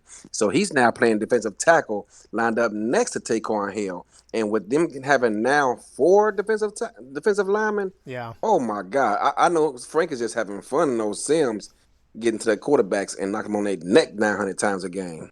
Yeah, and they've got, they're pretty solid in the defensive backfield as well. Rain Rowe had a great season. He did. Lamano and who are the other two? Sprouse and Goodwin. Before I let you go, before we move on and start talking about predictions, I saw a lot of chatter in the chat saying that everybody thought bringing Iggy Swift over at fullback was a great move and can really help the running game in Jacksonville. Do you agree with that? I agree. They were already a balanced offense last season. But adding him is going to be another dimension that this team did not have. And you just wonder because, they were already a great running team and a great passing team. They were pretty much balanced across the board on offense. Before they've been known as, being a heavily involved, passing team. But these past couple of seasons, they've been getting their running game involved a lot more. I see you in Bad Bayou City, Chief, man. I miss you in Arizona, fam. But, this team, Frank, I'm sure has been spending time trying to figure out how to make Iggy Swift work out over there as a fullback for them, and getting A.G. Pennypacker to, finish that O-line, that D-line, and never having 4 defensive linemen. It's just going to be a matter of how much will they miss those 2 offensive linemen. But Jacksonville, they have all the tools it takes to get this team to the promised land. Like I said, Michael Sprouse, he is probably the best press corner in the entire SFL because he continues to lock guys down when they put him in press coverage. I wish they would do more of it. Well, Bio City Chef, at the same time, I saw your note. Yeah, they drafted 2 linebackers. You're right. Yep. And so which they had to fill those spots that you talked about, Eddie. All right, Eddie, thank you for the Jacksonville preview. We'll be getting to predictions in just a moment, everybody. Before we do, though, Tyler, are you with us still? Are you hanging in there, bro? I'm still here, Dave. Okay, so I don't think I've been introduced either, but that's I was saving you, bro. I was saving you. You know how it is. I'll let everybody just remind everybody. On Tuesday nights, we do a thing now, just a real quick segment. It's only take about a minute. It's called Next on Netma, where Tyler will come on and let us know what his show is going to be about tomorrow night. So with that, Tyler, go ahead and take it away. Hey, thanks, Dave. Next on Netma, Week 1 is upon us. I'll give you my take on who gets out of the gate the quickest and who starts the season on the back foot in the opening weekend. Ones to watch, which player has the best chance of making the biggest impact on their new team, and which teams come out on top in my first ever SFL hierarchy. It all comes to you live tomorrow night at 8 p.m. Eastern on Netma.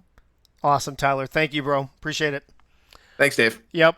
All right. Johnny wasn't able to make it here after all, so I'm just going to talk about this really quick. And I'll touch again on it on Thursday. He runs a survivor pool. It starts this weekend. So go ahead and hit Johnny up. There is a server for it too in Discord. I don't remember the name of it right now off the top of my head. I think it's the SFL Survivor Pool. But if you're interested in getting in the survivor pool, the way it works, basically you pick a team every week. And some weeks there's you have to pick 2 teams that you think are going to win that week. And then what happens is you can't use that team again for the rest of the season. So you really got to strategize and kind of play out for weeks ahead of time who you think you're going to pick. Leave yourself some openings. The double weeks are always the hardest, having to get 2 teams and hoping 2 teams win. I think you can buy up to, I believe it's 3 buy-ins, if I'm not mistaken. Or I'm sorry, you can buy up to 3, I don't know what they're called, tickets or whatever, but I think you can rebuy up to 3 or 4 times, something like that. So to get all those details, though, just at Johnny or look for that server I mentioned. It'll be starting this Saturday, and I will try to get. Oh, there's Ray. You can have up to 5, and then 3 rebuys, and each draw is $25. So there you go. The last thing on that is I will see if I can get Johnny on Thursday night to come on here when we do this Thursday, as in 2 days from now, when we do our season 16 kickoff show. I'll see if I can get him on to better describe that, but I at least wanted to mention it since he wasn't able to make it. So with that being, Hey Dave, who won it last season? you know what, I have no idea, Eddie. I'll have to get back to you and check on that. Let me know. Did you win half? What did you win? I won half. It was 3 people won it. I won half of the pool. So it was you, and then the other half was split between Eagle and somebody else, I think, right? Correct. Okay. All right. So if you have any questions, you can also apparently ask Ray, or you can hit up the champ over here, Eddie Gage, and they will steer you right. All right. Now we're gonna use the After Dark logo for predictions. We're not going into After Dark yet. We will be going into After Dark right after these predictions, because I already have an owner that's ready to come on to talk about some of the things that were mentioned about his team on the last show that he wants to clear up. So, but before we get to that, let's talk about some predictions. And Benji, we're going to go in alphabetical order. So Benji, I'm going to start with you. I'm actually going to go back to these division graphics instead. It's probably smarter and easier. All right, in the North, you got Baltimore, DC, London, and Queen City. Benji, who wins this division? Baltimore. Baltimore. All right. Baltimore does. Gotcha. Eddie Gage. Baltimore. Mike All. I'm gonna agree. Baltimore. Robert Garrett Jr. Baltimore. Gunny. The Vultures. And then Tyler, you getting in on this? Yeah, season champs from season ago are going to take the division. Okay. Benji. Baltimore, DC, London, Queen City. Who finishes last in this division? I'm going to go with the Noobs. I think DC will be a fantastic team, but I think they might bring up they might be the caboose. I think your associate agrees with you. Yep. All right. Eddie Gage, who finishes last in this division? As an owner, I'm gonna try to step aside from who's finishing last stuff. Vision. I just feel kind of bad doing that. Eddie Gage, what are you doing, bro? hey, you got another owner in the chat. DR Sim is in there. He's saying DC's going to win this division. What do you think about that? What do you think about that? Are you really going to step aside this? You going to really? I tell you what. I'm on the show. I think London is going to surprise some people, and I think it's going to be between Queen City and DC as to who finishes last. So which one? I don't know, because that's going to be tough, because Queen City does have relatively new coaching, but they have more developed players. DC has experienced coaches, but rookie players. So that's kind of the toss-up there. Hey, DR Sim says, don't do the show if you can't participate in every segment. You're absolutely right, but that's where I'm going. All right, DC/Queen City, and Albert Begin says he doesn't like you anymore. All right, Mike All, who finishes last in the SFL North? I don't think Mike wants to talk either. Mike All, you're not even muted, bro. All right, we'll come back to you. Robert Garrett Jr., who finishes last? DC. DC.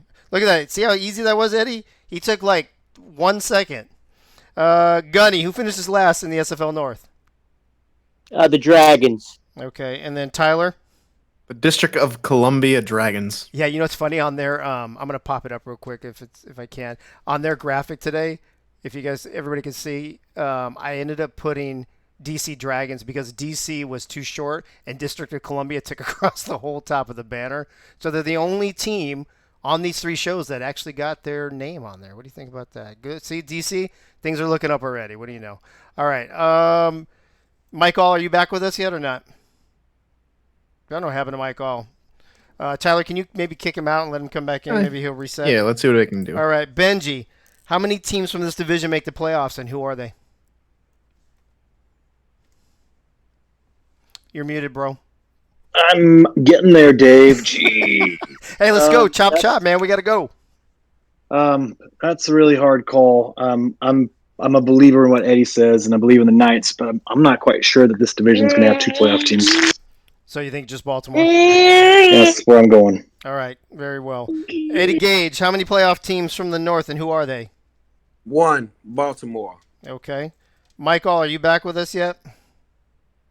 He's gone, Dave. He I tried gone. to bring him back, and he just gone. He gone. He said bye-bye. He's like, all right. I guess he didn't. Man, I thought Eddie was bad wanting to pick people. Mike All didn't even want to stay on the show to pick people. Mike All, can you hear me? Sorry, Dave. Pick up. Yet. That's all right. Real quick, I got 2 questions for you. First question is, who finishes last in this division? I gotta call the House of the Dragon, DC. Okay, and then how many teams from this division make the playoffs, and who are they? Baltimore for sure. I think despite some of what I've heard, I think Queen City makes it in. Okay. Jack Lewis, I agree with you. What the hell? Nobody wants to talk to me on my own show. Robert Garrett Jr., how many teams make the playoffs out of this division, and who are they? I think Baltimore makes it in, and London's on the outside looking in. Okay. Gunny, what about you? Baltimore 1. Okay, and Tyler? I like the take from Mike All. It's Baltimore. Baltimore for sure makes it in. Queen City, one of the last ones making it in. London, I think within the last couple of weeks, they just they don't necessarily fall apart, but they fail to get there. But I think London will have a much better season than a 2-10 season. Okay.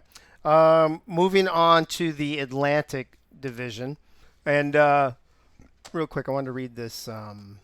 Where's Cam? Yeah, Washington D.C. would have fit nicely. Deal with the same issue. Haha. Hashtag graphic problems. Yeah, I get it, Cam. Let's see. Let's move to the Atlantic Division.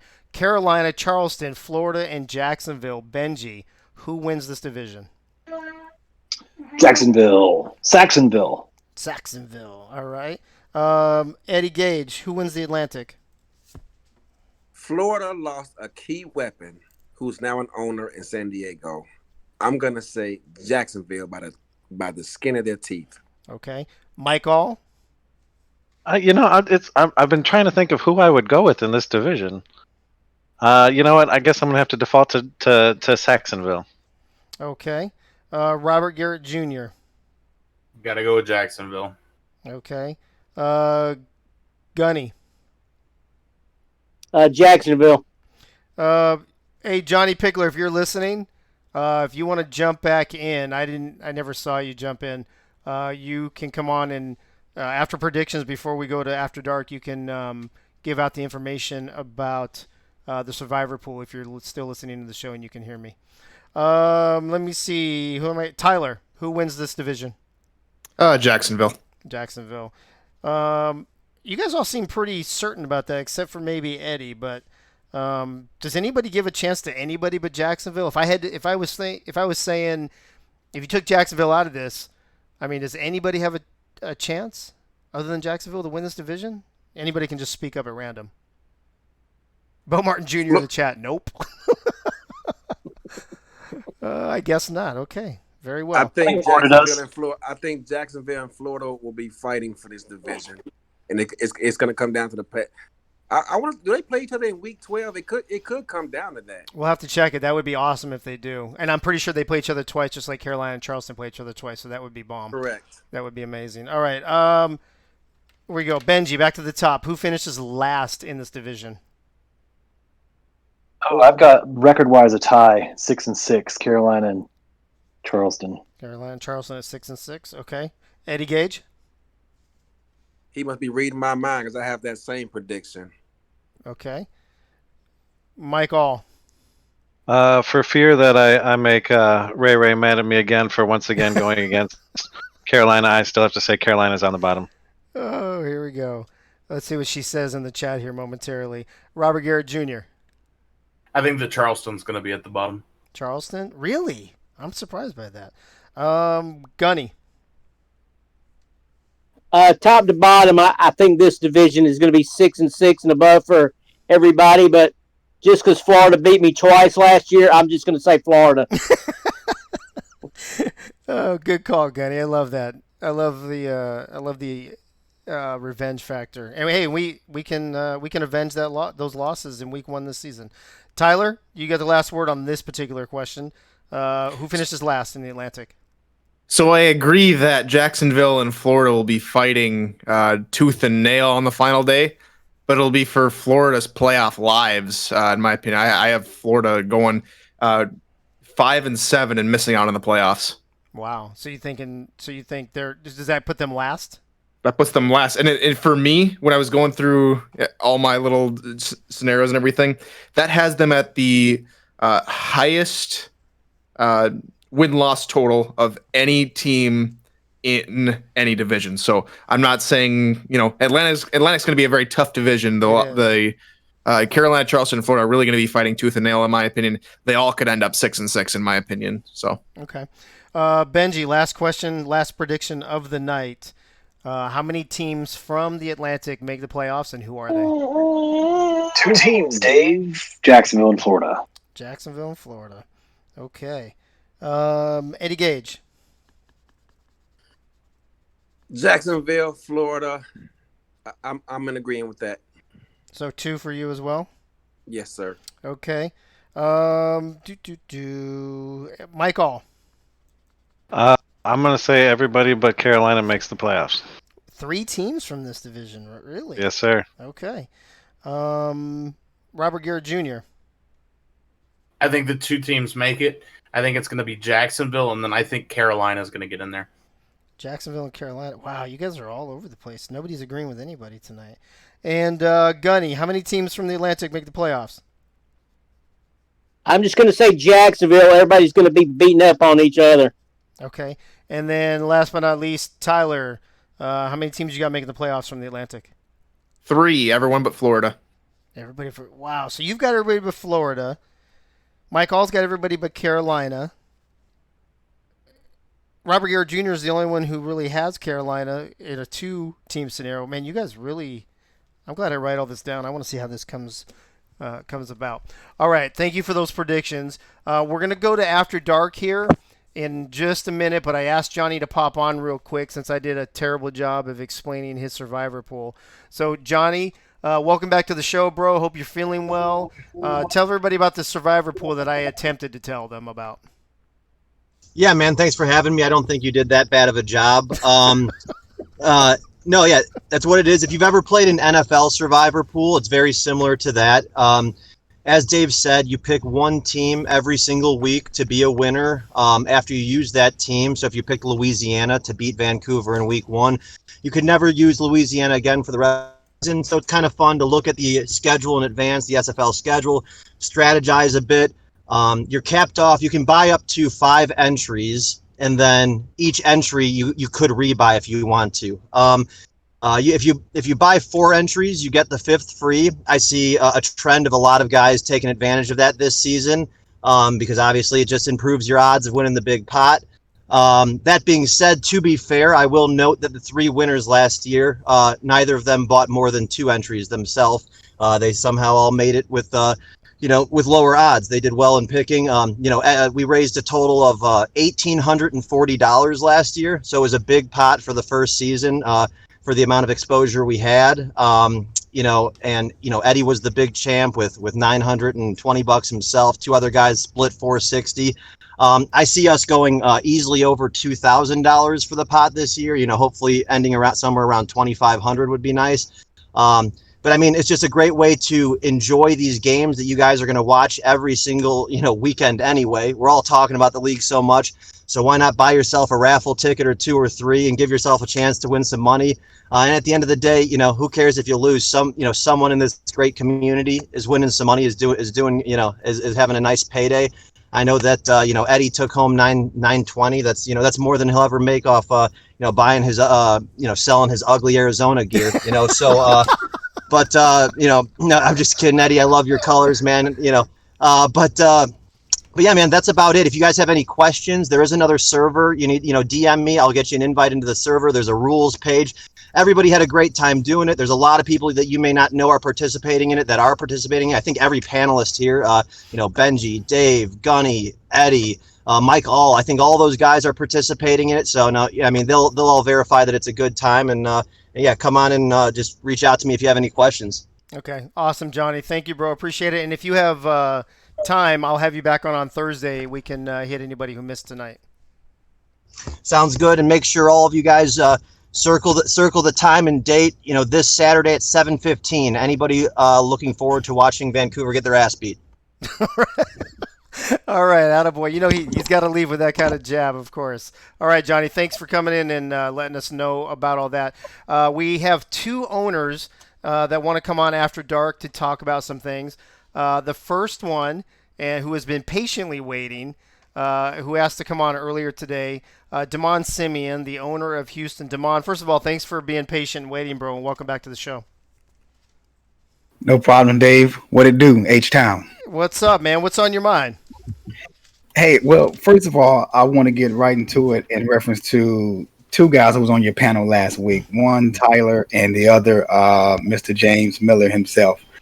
There was comments that was made in reference to a player bashing a teammate on my team. And at this time, I didn't know anything about this or so forth. But the comment that was made was that this team is not going to win because they don't have control of their locker room. One, that's BS. That doesn't demonstrate the character of the Houston Hyenas, and nor does it demonstrate our locker room at all whatsoever. And basically what I want to say is that the issue has been taken care of.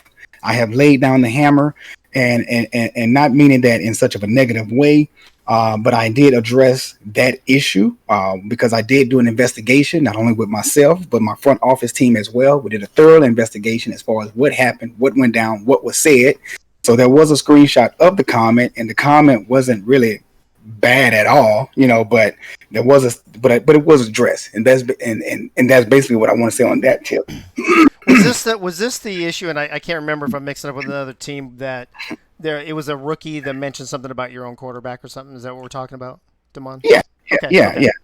So like I said, at the time I didn't know anything about it, and I didn't even listen to the show on Thursday night because I was watching our preseason game. Well, I think it happened earlier that day, so you probably didn't have time to see it anyway.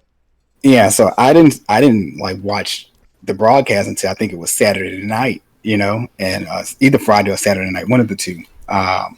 So basically, once I heard it, that's when I started doing the investigation and so forth. So that has been taken care of, and so forth. Another thing that I have, how is it that your entire panel has Houston not finished on top in this division, and let me explain why. Okay. Why I bring that up. So if you go back to last season, each team that is in our division, we beat every team in our division last season. Okay. You did. So what makes you guys think that we can't run it back? And also to that, finishing last in a division where we beat every team is just blasphemous to me. Well, let me throw out a couple things. So you did beat every team. However, if I'm not mistaken, of the 4 teams, you finished 3rd in the standings. Does that sound right? Because it was Mexico City. Doesn't matter. What's that? I mean, Well, I'm It just doesn't saying. matter. Well, it matters if Lone Star and Mexico City have more wins than you this season. Obviously, we're going to finish ahead of you, right? I mean, that just makes I mean, that's just simple you math. got to win. You got to win first. But who holds the trophy in Texas? Just remember that. I think we do because No. Didn't Fort Worth beat you because we beat Fort Worth twice, bro? Y'all didn't beat us. No. That's not how it goes, Dave. Oh, here it we go. goes Damon making up the rules as he goes along. Dude, I think you need to get in that channel where we talk about this. Okay, here's the rule, Dave. When it comes to the Texas Triangle, let's talk about it. When it comes to the Texas Triangle Trophy, okay? So we beat Fort Worth, right? So we took gain of the trophy, and then we beat you guys. So we still keep gain of the trophy. Did you play us? You didn't play us twice. Did you play Fort Worth twice or no? No. We played you guys twice, but we still hold that trophy. You only played. I can't lose the trophy if I don't lose. No, you only played us once. I think you played Fort Worth twice. Did you split with Fort Worth? Did you lose the second game to Fort Worth and lose the trophy, and then we won it from them? No, I played Fort Worth once, and you guys once as well. Okay, so we're the only ones. So we played Fort Worth twice, but you didn't play any other Texas teams twice. But the rule is you don't lose the trophy until you lose a game. So we didn't lose a game to any of the Texas teams. So we still hold that trophy. Okay, let me ask you this. All right. What was your record last year? My record, we finished at 6-7. Okay, and and you got adding the loss. That's adding the loss in the playoff. So you were the 11th seed, 10 or 11th seed, right, in the playoffs, I think. Yeah, we were the 11th seed, but we still beat you. I'm just saying we finished. So here's the thing. That don't make you better than us. No. Listen. Here's what you're missing, Damon. Is even if you were to beat us this season, if we finish with a better record, we're still going to finish higher than you in the standings. So I think that's where everybody's coming from. You have the right to your opinion on that one, but I mean, that's not opinion. If we win more games, we're going to be higher in the standings. That's a fact. You guys came in #1 defense, and we ran all over you. Yeah, you did. Those first few games, dude. You guys in Vancouver, while we were still getting our feet from under us, you guys took it to us. And then by the end of the day, we were fighting for that 7th and 8th spot in the playoffs. We finished 9th.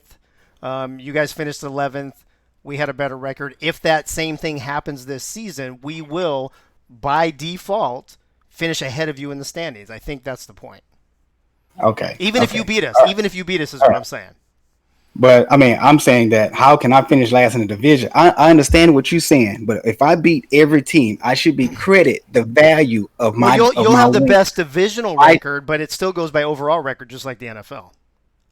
So you could sweep our division and still have a worse record overall and finish last in the division. And still make the playoffs. You could. So you could. I'm just we could put 4 teams in the playoffs. Anything's possible, bro. I think that's what matters. Winning the division. I mean, so you got to take that into consideration. And another thing here is like going 4-8. Like how? I just don't see it. You'll have to ask them. I had different panelists on every night, so the people that were on that night aren't on. You're right. So. You're right. I mean, because if they saying that I'm going to finish last in the division, do they expect me to lose every game in the division? So who am I beating? Well, I don't know. I think the point of that, though, again, Damon, it's overall record. So even if you were to sweep the division, like I said, but lose a bunch of games out of division, it's still by overall record. So you would still technically finish last in the division. That's the point. Come on, I've gone on record saying that you guys will lose every single game in your division, and I haven't seen anything. And hopefully, you guys prove me wrong. I want you guys to prove me wrong. Game in the division when I beat every team in the division. You have a different team this season, sir. You have a much different team than last season. And then here's the main thing here. The word regress came up. Regress. How did I regress? How did my team regress? What was it about my team that shows that we regress? Was it the 7 draft picks? It could be. I don't know. Jason Miller just put something in the chat. He said, I predicted Houston to finish last because of the decisions that were made in the offseason. Grabbing a quarterback that was under controversy and a defensive tackle that got basically kicked for being a bad teammate. I'm not sure who that is, according to my sources. My question would be that what made you choose those 2 as captains? So that's a question for you, Damon, I guess. Okay. Did you catch the whole question?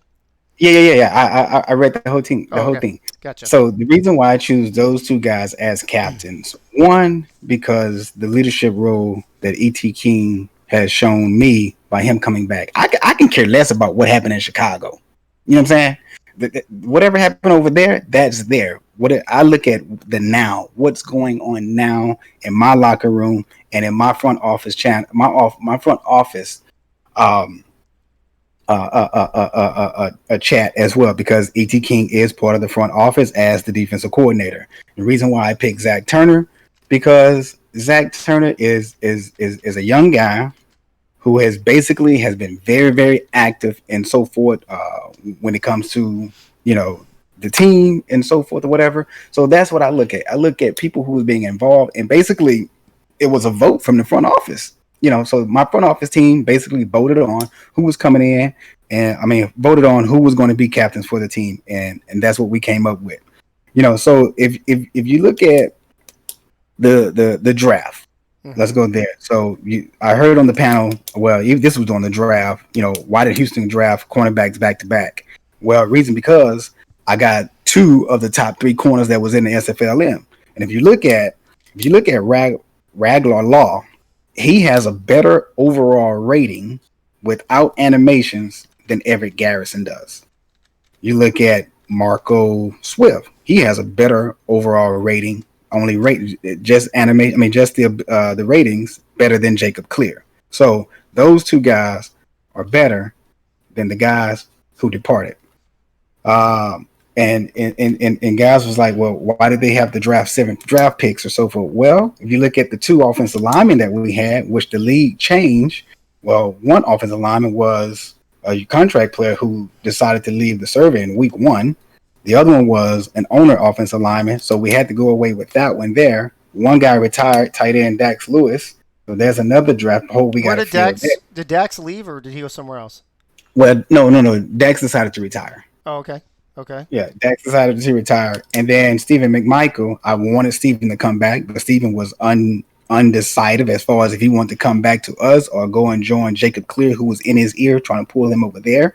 So McMichael sent me a message and he said, well, I'm leaning on, signing back with you guys. I'd say, well, I'm going to go ahead and answer this question for you. You can go ahead and sign with San Diego because I don't need anybody who's going to think about leaning to signing with me, And then we have Twittergate. I lost 3 players in Twittergate. Is that why we regress? That could be. I don't know how valuable those players were, and you probably have to ask Jason that. The reason why is Twittergate why you had to end up? So between Twittergate and Dax retiring and losing the offensive lineman, that's why you had to draft so many people. Is that your point? Yeah, absolutely. Absolutely. Twittergate, we lost Kentez Johnson, Chris Joseph, defensive end, and Brady Clark. Dude, Twittergate's already hashtagging in the chat. Oh my God, that's great. This is why we play the game, Benji. Exactly. So, you asked why did we go and get E.T. King? Well, E.T. King is a value quarterback in this league. When that happened, we lost Kentez Johnson. We had already had Kentez under contract, but when, this thing happened or whatever, we had to go elsewhere, and that was the best available quarterback. And to be honest with you, I explained it to E.T. King. Hey, this is why we had quarterback spot open. And I didn't think it would be fair for us to draft a rookie and then that rookie only play 1 season for us. Not saying that E.T. King is only going to play one season for us. I don't know where Kentez Johnson is or what his thoughts is right now, if he's coming back or not. Right. That's a great question, right? If he comes back, what do you do with that situation? Exactly. And Ethan, Kai, and myself, we didn't want to draft a rookie and then we tell that rookie your service is no longer right. You know what I'm saying, needed here. So I get that. Because that's totally unfair because you have so many guys who are in the SFLM that are rookies that are trying to get up to the SFL. So I got to Damon real quick because I know that Alan's here waiting too, and I want you to stay on, but I want to go to Alan here in a second. But before I do, I want to ask you, and I'm trying to keep up with the comments. Comments are flying pretty quick here in the Twitch chat. There's some sources that told Jason Miller that E.T. King barely even talked in the locker room, so he's wondering how that makes him a captain. But on top of that, somebody wanted to know if we can get Zach Berner on the show. Bo Martin Jr. Yeah, I mean, I'll get him on the show if he wants to come on the show. We can ask him some questions, whatever you guys want to do. hold on. My question was why the captain though. Okay, Jay. So Damon, give me a second to go to Alan, and when you come back, I want to ask you about the captain question from Jason Miller. So give me just a minute here. Okay. Let me see here. Alan, are you still here? Let me look for you here. I'm still here. All right, Alan. First of all, welcome back to the show, bro. How you been? Yeah, man. Thank you. Good. I'm doing good. How you doing? Good. I'm doing great. What's on your mind tonight? Well, first I'm gonna say like the Hyenas. Anybody that thinks that the Hyenas is not a class act organization, they're just foolish. I'm gonna let you know if you have a chance to be part of that organization, go for it. People say, oh, they're not gonna win or whatever. We thought the same. I thought the same thing last season. They ended up making the playoffs and doing that kind of stuff. They're good.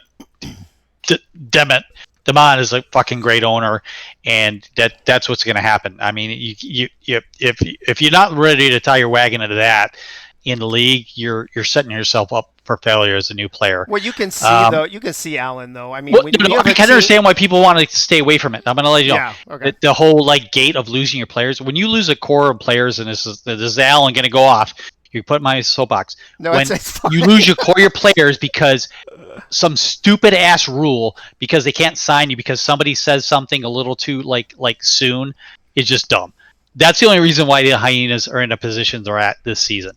So anyway, what was your question, Dave? No, I was just going to say, as far as picking, listen, the South Division, I've said it's one of the top 3 toughest divisions, right? If you look at Lone Star, who had a great season and got better, Fort Worth, who had a great season and got better, Mexico City, who finished 5th last season already anyway, and Houston, who also made the playoffs. 3 of those 4 teams made the playoffs, and Fort Worth was the first team out. So you potentially have 4 playoff teams in the same division. When I ask the question, who do you think is going to finish last, you have to answer somebody. That's a tough question to begin with.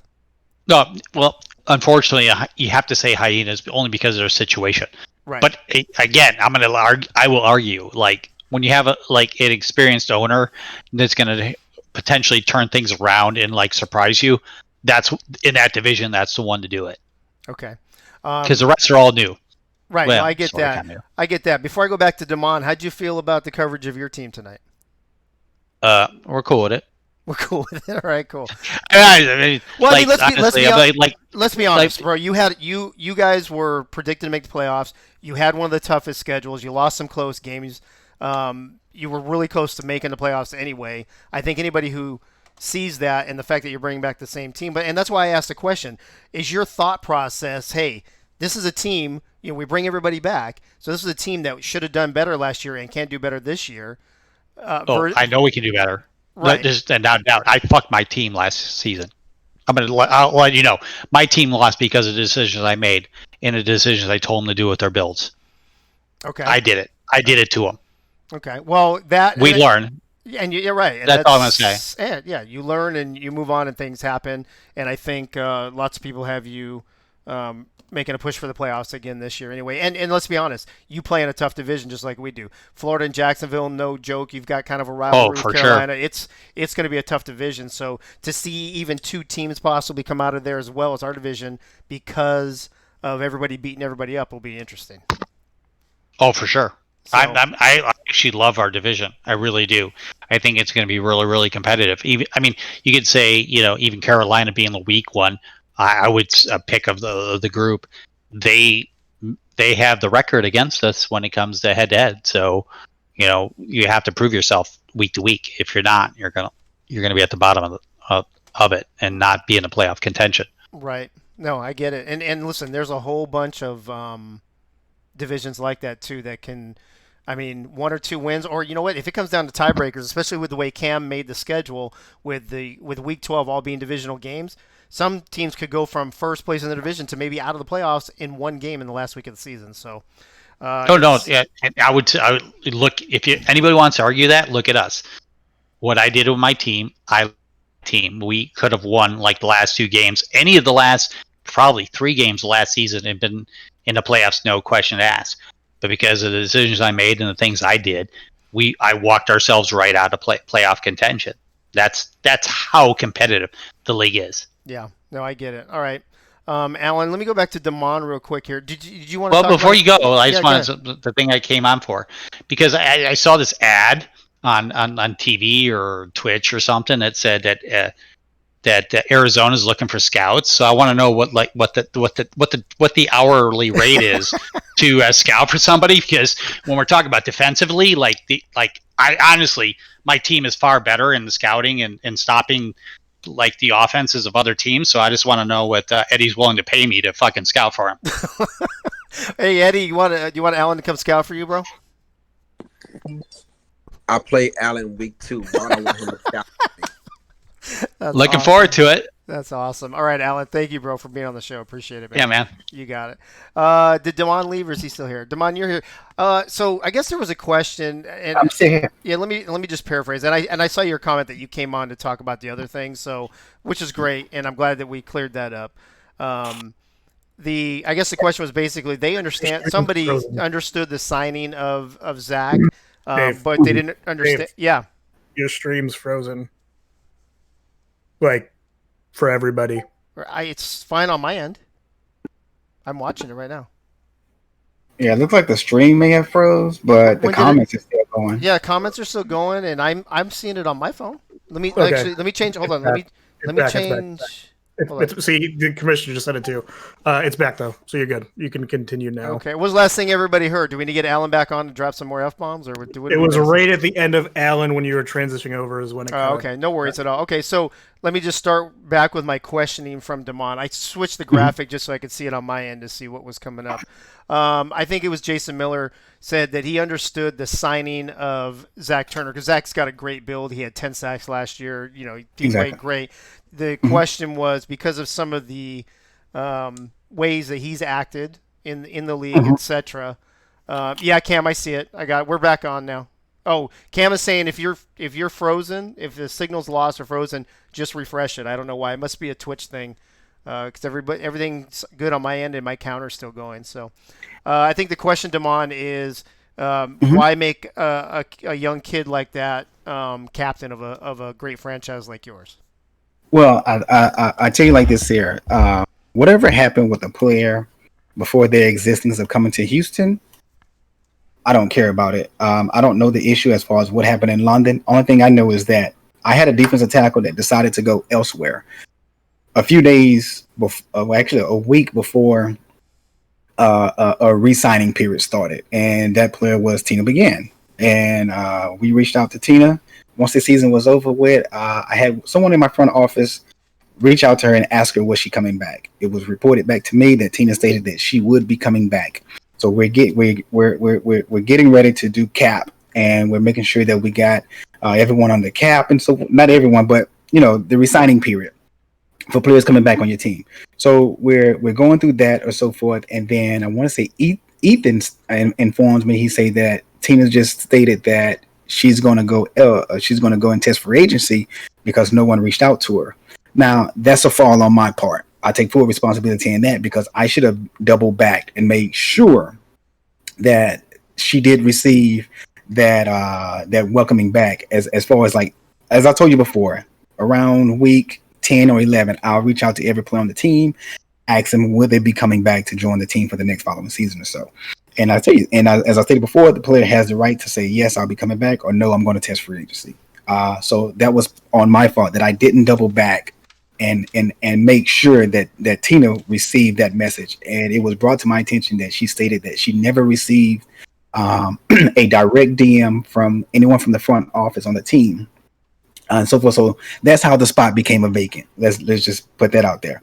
So now we're in need of a defensive tackle. So I just happened to just look at the little Excel spreadsheet that's in the front office or so forth that every team has access to, and I just started DMing guys that are at that position, and Zach was one of the ones that responded back. And Zach and I, we talked, we hit it off really good. He told me what he was looking for.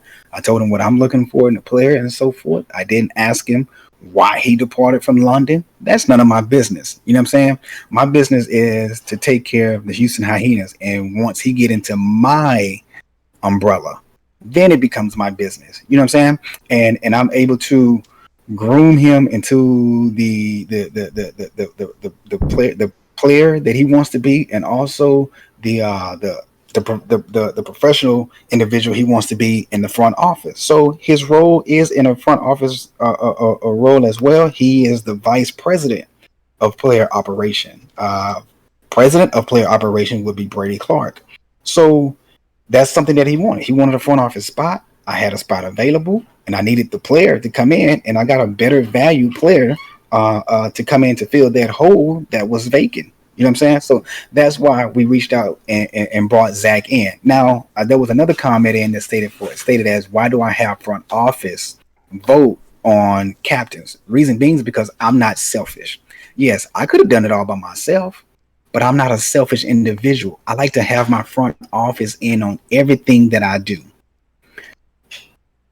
I like to have my front office in on everything that I do, whether it's bringing a player in. Ask Ethan Kai. He'll let you know. When I reached out to Zach, I reached out to Ethan. Any player that I speak to in free agency or even in before the draft, I let Ethan Kai know which is my general manager. So that's why I voted. And also, DRSM is not allowed to be a captain. Why? Because one, I'm the owner, and two, he's the franchise player. You know what I'm saying? So that's why I do not allow him to be a captain. So that's that. So we're getting a lot of requests in the chat too. We may have to do a Houston show pretty soon. People want to see the burner. People are asking for ET King. I think somebody said something about having Ethan Kai back on. Dude, everybody wants to talk to your people now. What's going on? I mean, I don't know why, but but yeah, that's that, man. Well, I appreciate you coming on to clear up the other thing for sure. And you know what? Oh, Beaumont. And also one last thing here. Go ahead. So there was a question like the rookies. The rookies wanted to be a captain. Well, you have to earn that spot. I've never seen a rookie become a captain in any type of professional sports league and so forth. So I informed the rookies that, hey, you guys have a successful season. You know, we take that into consideration as well. The season that you had last season, you know what I'm saying, plays a big part into you being a captain. I want to say last season, Alex Perez was one of the team captains, but due to the season that he had and Brody Goach being defensive rookie of the year and having such a successful season at the linebacker spot, that jump, you know what I'm saying, that right, poll voted him into becoming a captain at that spot. So that's how it went down. Well, I was starting to say I wanted to thank you for coming on and clearing up that other issue with the rookie talking about the quarterback situation, which sounds like you took care of. Bo Martin Jr. put in the chat, though, something, Damon. I think this is really the lesson to be learned here tonight, is that, you know, if you were listening to Access Live when you were supposed to, you would have known about that sooner. I couldn't hear. Can you repeat that, Dave? If you were listening to Access Live when you were supposed to, you would have known about that sooner. Not when the Hyenas are playing, no, sir. You got to get your priorities straight, mister. What about the other rumor that's surrounding Houston? What's that? The rumor that you already have Shan locked up for a front office position after he serves his ban. Here we go with this. How many times I've heard that? Hey, you know what, Winkler? I didn't know if you were saying that on air or if you were just in my ear. I guess Damon heard you, though. Yeah, I heard what he said. It's just a rumor. Okay. There you go, ladies and gentlemen. It's just a rumor. Let me see is there anybody else for After Dark on here, real quick? Dave, Tyler, go ahead. Can I jump in real quick? Yeah, I was going to jump in. Come on, I don't know where Both you got. is it true? What's that? What are you saying? Hold on, Dave. Oh, what is it, Joe Bo Martin Jr.? I see it. That's funny. Tyler, were you trying to say something? Or I was just saying, I don't know where you got me saying that you guys are a terrible organization or what's going on, because even though I've only been here for a short time, I understand that the situation revolving the unfortunate exodus of players is, a sticky situation. I'm not going to get into it. And anything, I've been trying to play it down. So if you've taken it that I've been trying to play down the organization is terrible, I apologize. I don't know where I've said it, but I apologize if I have said it, because I don't think any team in this league is a terrible organization because each and every single team is a fantastic. Hey, league. Tyler. Damon was gone that entire time, bro. You know what, Damon? You're gonna have to listen back. Tyler was just asking you a question, explaining something. We didn't know you left. Oh, sorry, I had to give my wife some diapers for the baby. Dude, you gotta love, dude. This show tonight, though, it's that's par for the course. The way I've been messing up graphics and everything else. Tyler, I don't know if you want to. I know Cam's in there. Holy hell! I know I should have pulled the plug when everything froze up. Tyler, you want to just maybe say that in a nutshell, real quick, to him what you just said. Right. In a nutshell, Damon, I don't know where you got me saying that you guys are a terrible organization. I don't think I've ever said that. If I have, I apologize. I never said if that. anything, okay. I didn't say that. I didn't say that. No, sir. All right. I just I respect the Houston organization. I respect every single organization, every single person. I respect you for being an owner. I have tremendous respect for this league. So if there's anything that I'm doing wrong, come out and tell me straight to my face, and I'll see what I can do about it. So. Oh no! What I didn't state that anyone said that we were a terrible organization. It said that we had no control of the locker room, but that wasn't made by you. That was made by James Miller. I've always had control of my locker room, even when what's the young kid name that plays corner for Fort Worth now? Aiden Davis. Aiden Davis had an issue with each game when the quarterback threw several picks or so, or we just didn't win the game or whatever. Aiden had an issue with coming into the locker room and bashing players. I had to address the issue then and basically inform him that no one in this locker room is basically on that field. It's only our avatars. We have no control of that. This is something that the AI totally has control over. So don't you ever come into this locker room and bash another player again. And ever since then, he was the only player that I ever had to address that to until this past week. Got it. All right. Let me see if there's anything else in the chat for you. This is I may have to add a special segment for the Houston After Dark segment or something, man. I will most definitely reach out to Ethan and to Zach and see if those guys would be okay. And I mean, E.T. King. Yeah. E.T. Well, his name is Ethan as well. Okay, gotcha. Jeez Louise. All right. So yeah, I would reach out to both of those guys and ask them what they would like to come onto your show and so forth. Yeah, we can, and we'll squeeze them in. I mean, starting this Thursday, we go back into regular season mode, but we can definitely have them on the After Dark portion if they're willing. Also, I'm being asked in the chat just to confirm what your answer was to the question that Winkler asked you. Did you say that it's just a rumor? Was that your answer to what Winkler asked?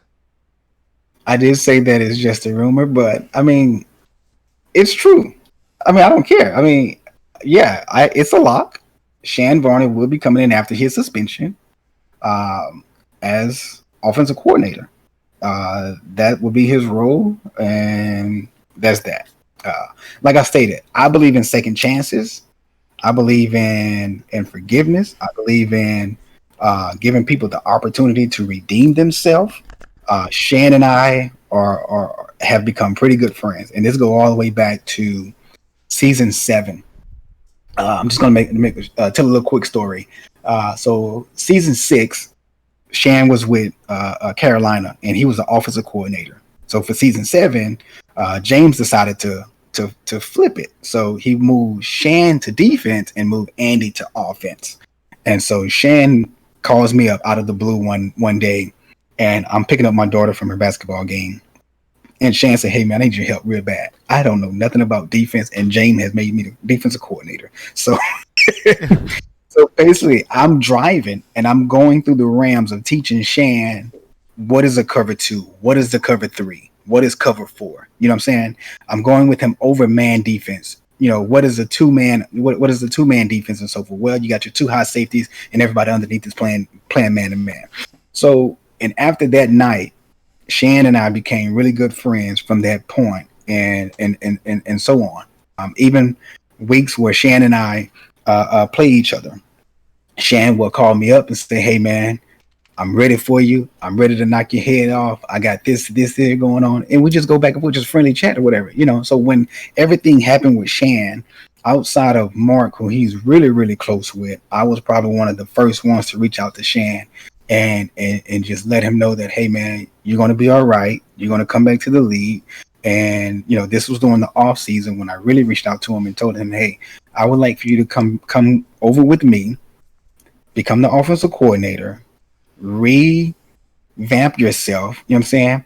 Rebuild your character within the league and so forth, and let's move from and go on from there. And he told me last night, he said, man, I think I really found a place where I'm wanted and where that I'm accepted. You know, so that's basically all the guy wants. And that's that. So he's not doing anything as of right now until after his suspension is up. His suspension is over with, I think, after week 5, and he comes back week 6. So let me ask you a couple questions on that then, Damon, if you don't mind. I'm sure you know, you and I have talked some other times about my personal feelings on this matter in regards to Shannon and the whole Chicago thing. But and I understand that the league determined that week 5 was, I can't remember if it's after week 5 or up to week 5, whatever it is. You know, that where he would be able to come back into the league again. Do you think that from a PR perspective, it's too soon? It's like the wound is still too fresh. Is it too soon for him to come back? Are there still too many bad feelings? Are there too many people that he hurt with what he did for him to come back this soon already? I mean, people have their opinions of it, but you're asking me the question, and I say no. And I say no. I mean, why should I try to pull the log the speck out of his eye when there's a log in mine? You know, you get what I'm saying? I mean, because that's the problem, is that we're so eager to hold a grudge towards someone and not forgive someone for their mistakes. And that's what I'm all about. As you know, I'm all about forgiveness, second chances, and I don't care how short of a period of time it has been since you've done your wrong. You deserve that second chance, and I feel that people deserve their second chances right away. You know? So you don't believe that actions should have consequences? I do believe that action should have consequences. And your first initial thought, you said when you found out the actions, was, how can we get you back in the league and I've got your back? No, that's not what I said. That is what you just said. I can rewind the tape. Well, we can rewind the tape, but I did not say let's find out how we can get you back into the league. That was not my word, sir. I told him that once your suspension is over with, you're welcome to come with me. That's what I said. I just told him that he's going to be okay. I didn't say he's, you know what I'm saying, we're going to find out how to get you back into the league. No. Because one thing I know about Shan Varner is that Shan Varner loves the SFL probably more than anybody outside of the commissioner himself. Yeah, he loves it to have multiple guys on the field at one time. I would. Oh man, go on, dude. Go on. I would argue that he, and Damon, I don't know that you can argue with this, but I would say that if that comment is true, that he loves the SFL as much as anybody, but maybe the commissioner, that he did not show that with his actions, with the things that he did to the league and to certain people and to certain organizations. Well, so. I'm not worrying about Shan Varner, the player. I'm worrying about Shan Varner, the person. You get what I'm saying? That's who I'm trying to rehabilitate. You know, I'm trying to get him to come in and rebuild. When I say rebuild your character, that's what I meant as far as Shan Varner, the person, not the avatar. Right. Well, his player is gone forever anyway, right? So if he wants to be a player again, I think he has to start. Yeah. Anyway. So if he wants to play, he has to go back to the minors. I already know about that. But as I stated, I'm talking about the person, not the avatar. Right, and I get that. Last question, and I know, I mean, we're coming up on 2.5 hours. This is starting to go for like second or third longest show ever. There has been talk, and the reason that I brought up the question I did is because I'm one of the people who thinks it might be too soon. It's just my opinion. I'm entitled to it, just like you're entitled to yours, Damon. There's been, I've seen it a couple of times in some chats and stuff, that people refer to Shan as almost like the Pete Rose of the SFL. That a lot of people think his ban should have been longer. Pete should be in Hall of Fame. What's that? Pete should be in the Hall of Fame. I couldn't hear you. Pete should be in the Hall of Fame. Oh, Pete Rose, maybe he should be, but however many, 20, 30 years later, he's still banned from the league. Because this just happened last season, That's why I personally think it's too soon for him to come. Even if the league thinks it's okay, for me personally, I think from an image perspective, from a PR perspective, and I don't know what Shan's going to do when he comes back. Maybe he'll blow us all away. Who knows? But I think just from an image and a PR perspective, personally, I feel it's too soon. And I don't. I mean, it is what it is. You're going to do what you're going to do, and my opinion probably doesn't even matter. But I just wanted to put it on record that I think it's way too soon for him to come back. I think he needs to spend some time mending fences and working on his image before he just jumps right back into coaching a team in the SFL. I mean, I can totally understand. And one thing about me is that, as you stated, that it's only just your opinion, but opinions should be heard. You understand what I'm saying, Dave? It's because not only because it's just your opinion. Your opinion matters. Maybe not to some people, but me, I take all opinions into considerations because I feel that everyone should be heard and no one should look at themselves as bigger than the next person and downgrade someone else's opinion. Right. Let me answer some things in the chat real quick. Yeah, Tom, that's what we were just saying. Shan won't have a player at this point. My understanding as well is if he wants to do another player, he will have to start in the minor league. That Shan Varner, the player, is long gone, like banned from. Yeah. So what Damon's talking about is him just coming on as, did you say offensive coordinator?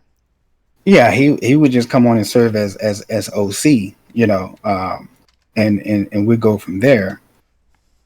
Okay. And basically, and that's basically it. As I stated, I wanted to help the person.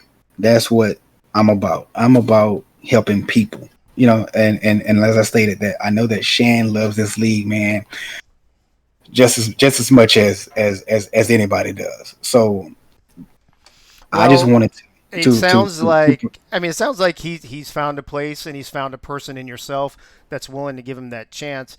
Tom Rahman in the chat said, I don't think anyone should be disrespectful towards DR for his decision. If you don't like Shan, that's fine. Keep it there. I don't think we're being disrespectful, Tom. And then I think I saw Johnny said something that I can't find. He said the same thing. I don't think anybody's crucifying Damon. People are just asking legitimate questions, and I think that's true. I think this is a civil conversation, and these are tough questions on tough topics. And I don't mind asking the questions, and obviously Damon doesn't mind answering them. And it's crazy how this leaked out because only a few people knew of this. And I have a tight circle in the SFL amongst owners.